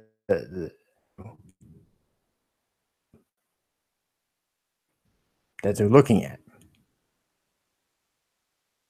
Programming is way too readily available everywhere. What's the value in paying for them? With highlights, you don't need SportsCenter to see a top 10 highlights. I have Instagram. I have Facebook. They're free. I get those already. Really that crazy? Alert. Feature report app. Something. Things along those lines. If I want updates on that, I want to know what's going on. I don't need SportsCenter. People don't need SportsCenter. They don't need a highlight show anymore. It is the worldwide leader in sports, top sports, but there's going to have to be and the way people have access to it too. News site, the one that you want up front, paying for. It's almost like it's free. I mean, doing things like specials or versions of SportsCenter where it's just on a special SportsCenter just for, just designed for Facebook, social media audience. Good, but if you look at the numbers, do people overwhelmingly watch their local news, and then falling at whatever network news they get. Being ABC News isn't a bad thing. Being network news is not bad. Has always looked at themselves as the premium product of, without being a premium channel. They kind of demanded those kind of numbers, that we should get HBO subscribers because we're providing something so unique. It's not so unique anymore. So providing ESPN news always keeps them in front of people, because if it's more easily to access for stats, updates like that, then that's good. Able to see stuff like that. The news part, that's what you want to give for free. That's what you want to give out. Engaged. That is your advertising program. Sports Center should just be a standalone 24-hour news channel.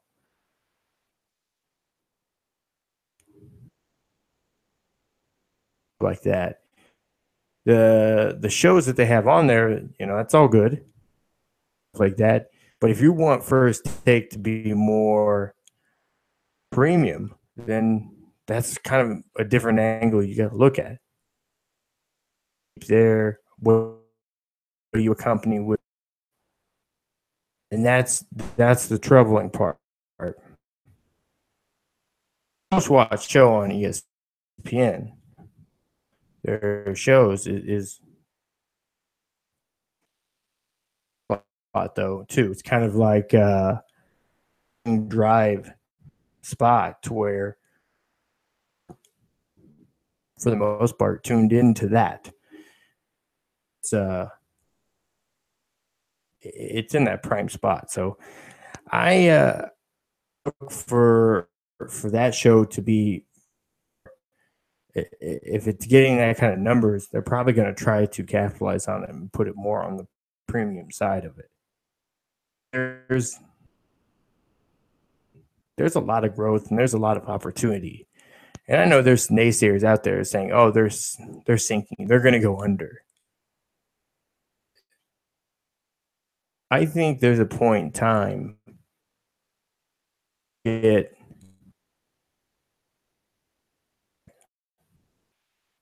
force or by epiphany realize they have to innovate, and necessarily innovating in the way that they are actually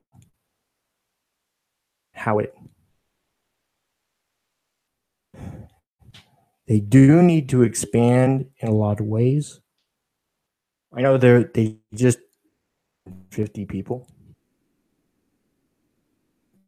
70 people more than I heard that they were going to lay off. Ended up being 150 people behind the scenes, except for one.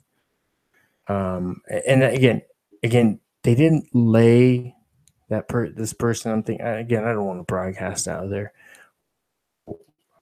how her career changes in January. Those are the layoffs. So those are essentially the people that got walking papers. Like this particular woman,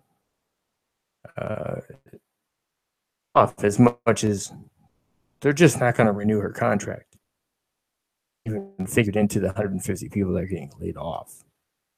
People are already started through the process of getting laid off since just before.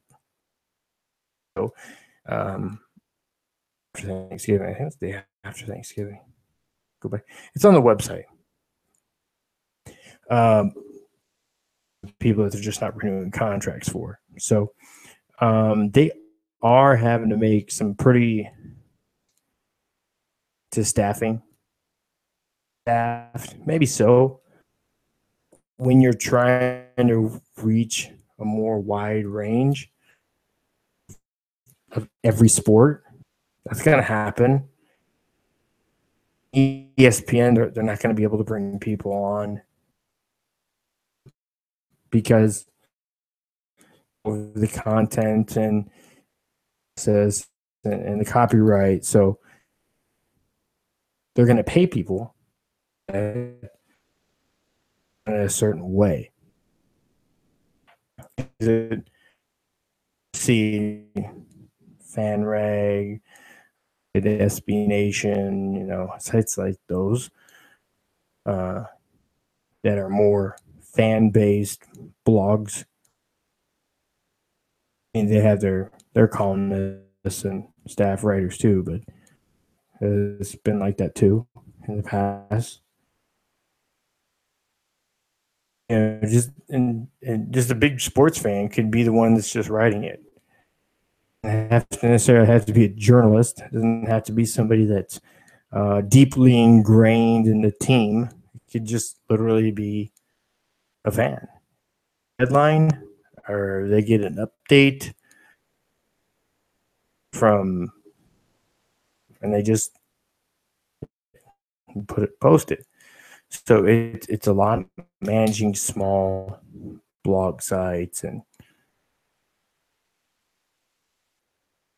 building it out from there, like team sites and stuff like that. Again, ESPN that's not how structured their is a journalism. They're ingrained in journalism, so they're looking for journalists, writers, anchor people, producers, and stuff like that to hire. So ESPN gets money from their affiliated, where they allow local stations, sports stations, use content and the name of like audio and stuff like that. For example, WD here in Tampa is, so you'll hear them say, if they do an update on the Lightning or the Bucks, it'd be the Sports Center or the Bucks update, and be able to use the Sports Center sound.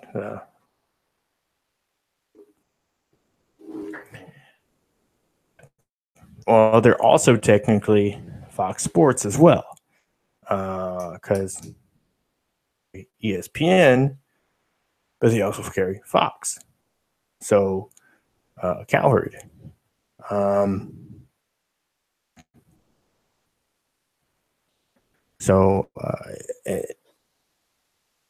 One of those shows, it goes between Fox and NBC because he works for both.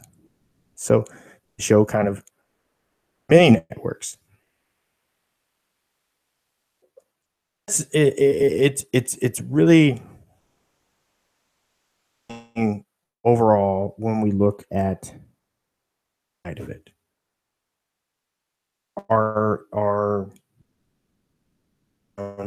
Yes. Is it so significant that really worried? No, I don't think so. Super worried. I don't think they like it, but then it's not a worry,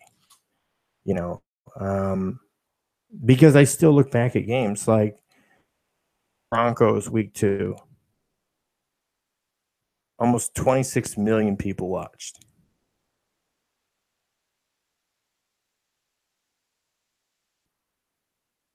26 million people. Fox. On Giants, Cowboys.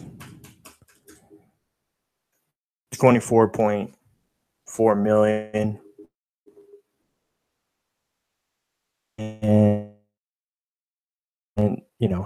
yeah, sure, there's some snoozers in here for 8-9 million viewer.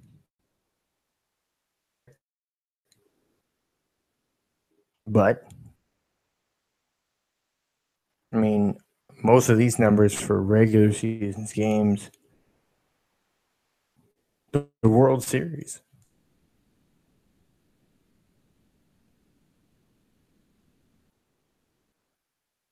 Packers, Cowboys. It's probably safe to say, just to give some people kind of a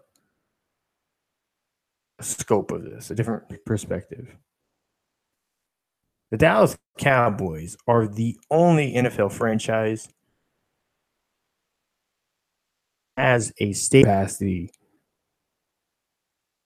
would rival major universities. Stadiums are 60 or less. I mean, capacity is over 90,000.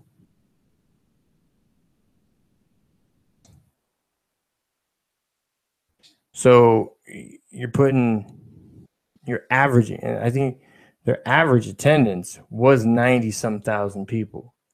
100, I think close to or right at 100. Averaging 90,000 people. At another 20 million people average watch the game every week. So it's not America's team. Look at I'm looking at ratings. Cowboys week 4.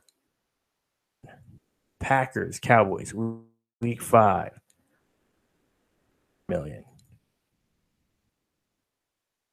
I don't think people really realize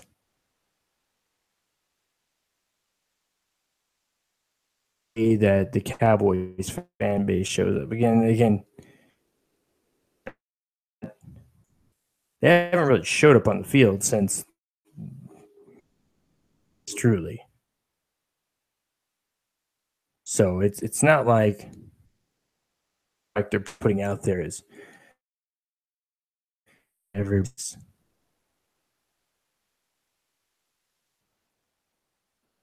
Yeah, the numbers are down. Viewership's always down in election years. This year, it's been kind of over from that. The election cycle, first year politically. So in the numbers, that thing, so was 27 million. Skins week 8, 22 million.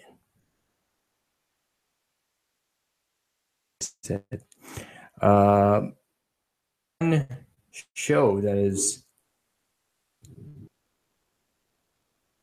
rebounded pretty well.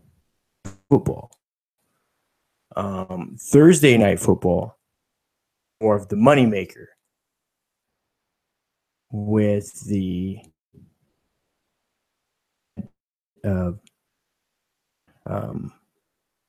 Amazon. So NFL Network, all broadcast the games. So we're looking at things I saw on increased viewership between percent increase in Thursday viewership. Amazon. Those Prime members are getting it for free. No additional charge. Cowboys, 22 million. Week 11, 21 million. Patriots, Raiders, week 11, 19 million. a lot of people aren't watching football. Not really.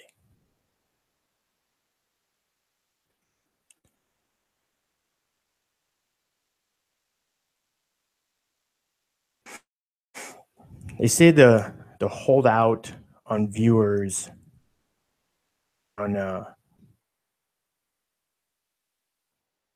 holdout rating is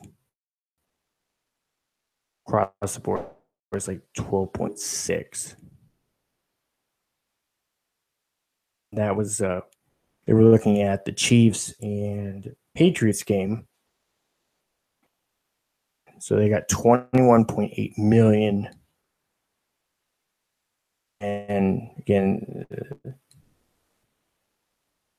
like I said, the household rate is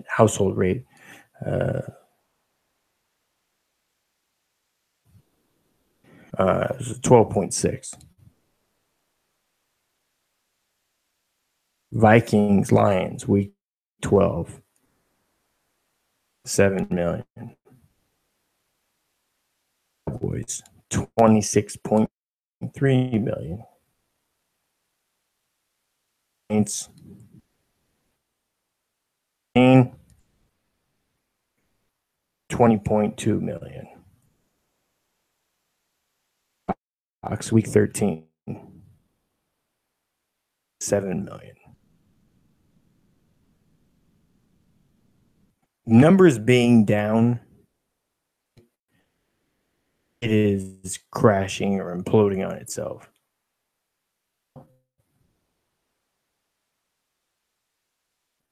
Fair share of issues. That's true. It's true. However, it's imploding on itself due with it's nonsense.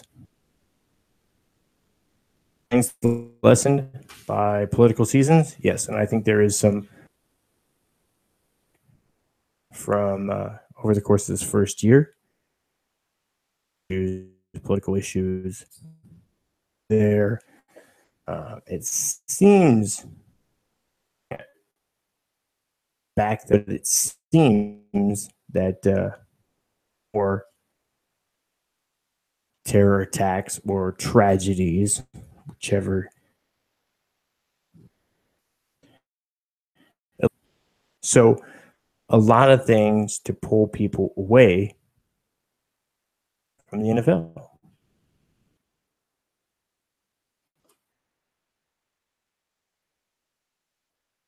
Can the NFL get past this? Amazon, I mean, we're on YouTube now. YouTube, Facebook,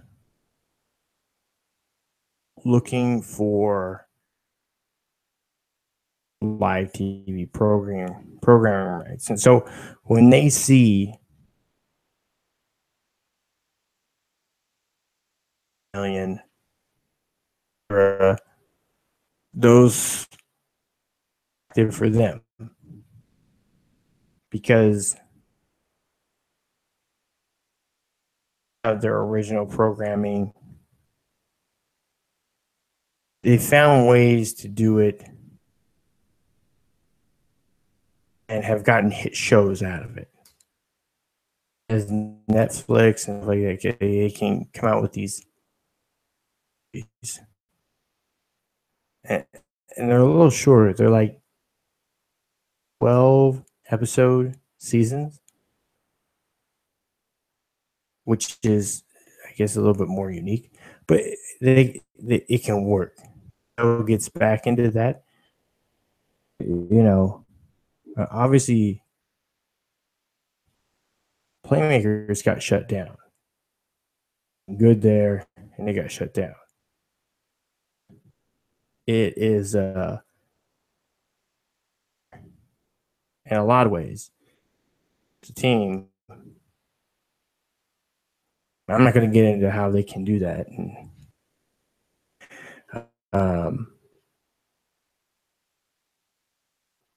it's a pretty good show. Stuff like that, working with stuff like that. I think Hard Knocks is good. Amazon has Hard Knocks. And I can't remember what it's called.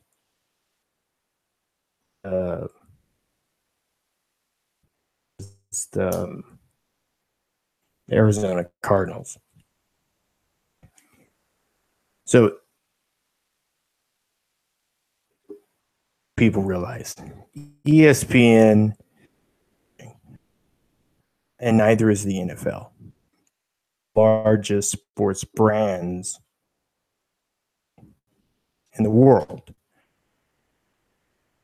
Because they have such strong brand recognition and they have ability to hold themselves and in ways. So it's a matter of time. It can have issues, and Sports Illustrated had their own issues. Quarterback was one of those things that have helped tremendously. Yeah, I'm one of the last 14 people, that still get a physical subscription to Sports Illustrated. You can even see some of my up here. It's all Sports Illustrated's up here. Obviously, I have been getting the magazine for a while, and I do read it. You can innovate. There are ways for them to improve. So I'm not worried about them. It's all relative. It'll come back around. Funny. I mean, what was it? I was looking through a few months ago an issue of Sports Illustrated from '92. It's so boring. It's basically what the title encompassed. We're going to be able to overcome it being boring. Figured some of that out, didn't they? It's the articles, recycled. How are they going to ever overcome or I think it was an article from Tiger Woods' back. Not referring to his back, like his back, repaired back. It's like he has returned. Couple said, is the U back again this year? I move on to topic, but I just kind of wanted to clarify that. The numbers again, as I usually. Yeah. In a business move, in a brand move, and from people I've talked to around the NBA, the move to have LaMelo Ball and LiAngelo Ball, school from Chino Hills, and pulled from UCLA.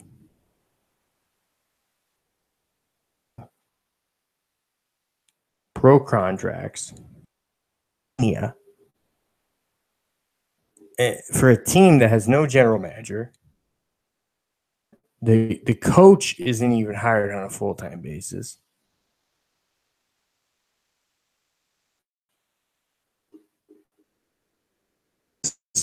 Truly helps them. That's fully aware of, because to be the most advantageous situation Does it give them to build their brand? And talking about team, a Premier League.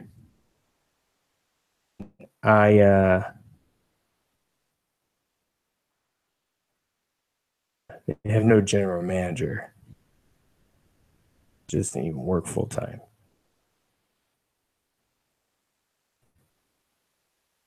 So it's less equipped than a community college.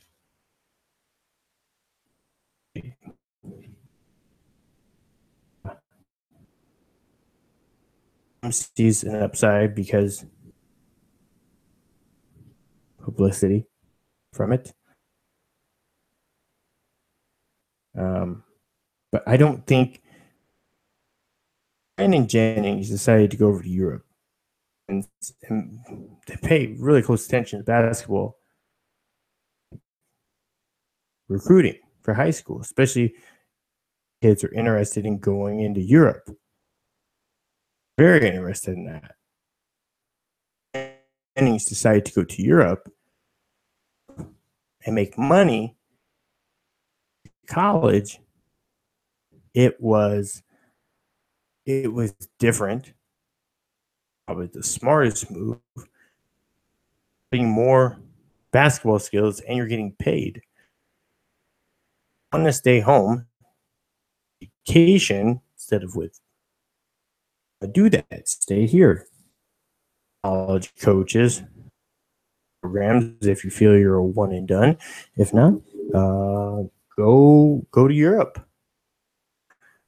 Go to Venezuela. Go to Rico, Australia, China,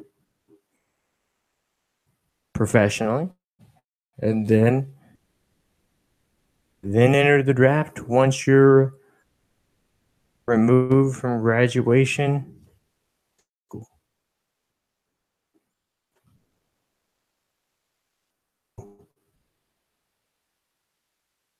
It's that simple.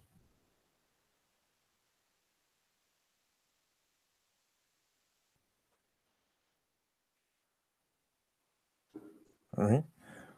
Again. Yeah, mine's not showing up.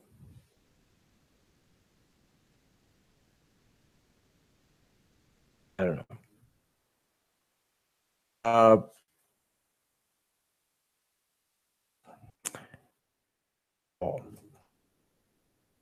know a lot of people are very critical of him.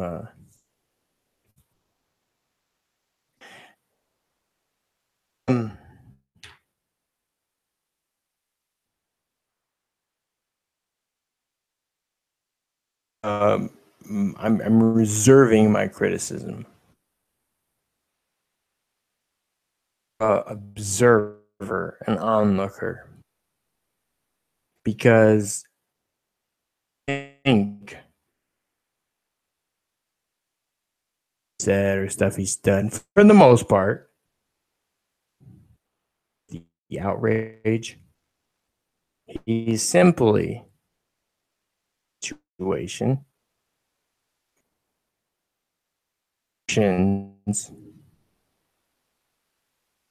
have kind of turned an institution, a specific institution, but of norm on its head.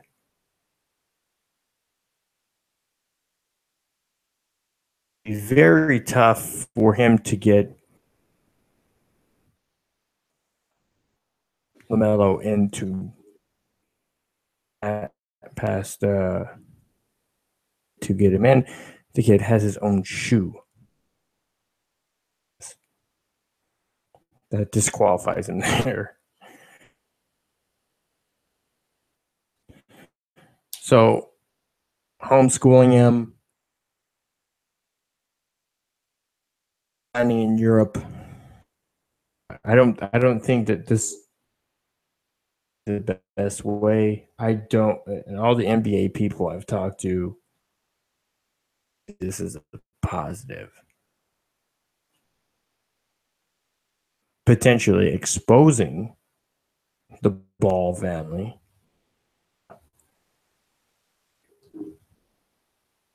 Out of the hard work and that he's from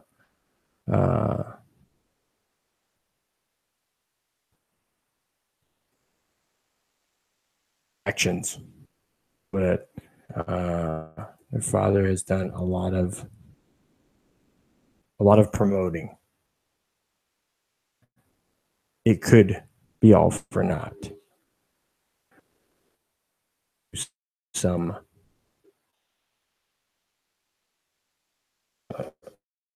executives, agents, and scouts that I've talked to. So. But that's gonna do it for the show tonight. So be sure to our pages, follow our pages on social media. On sports, you can catch this show htsports.com corner, click listen tab. You can listen to all the shows, sports, as well as the Boxing Source, which is every Sunday from 7:30 to 9:30, and then from 8:30 to on Wednesdays we have Take This L, a live podcast. Ever evolving, interested, you can reach out.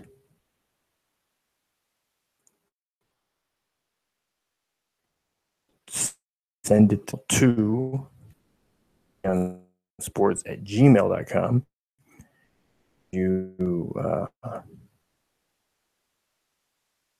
the title in the title bar, make sure you're putting in there that and attention. So make sure I get it to review it.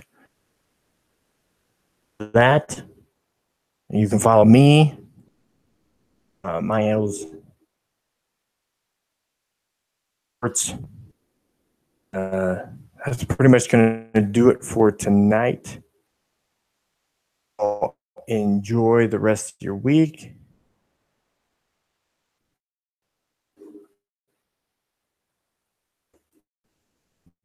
Peace.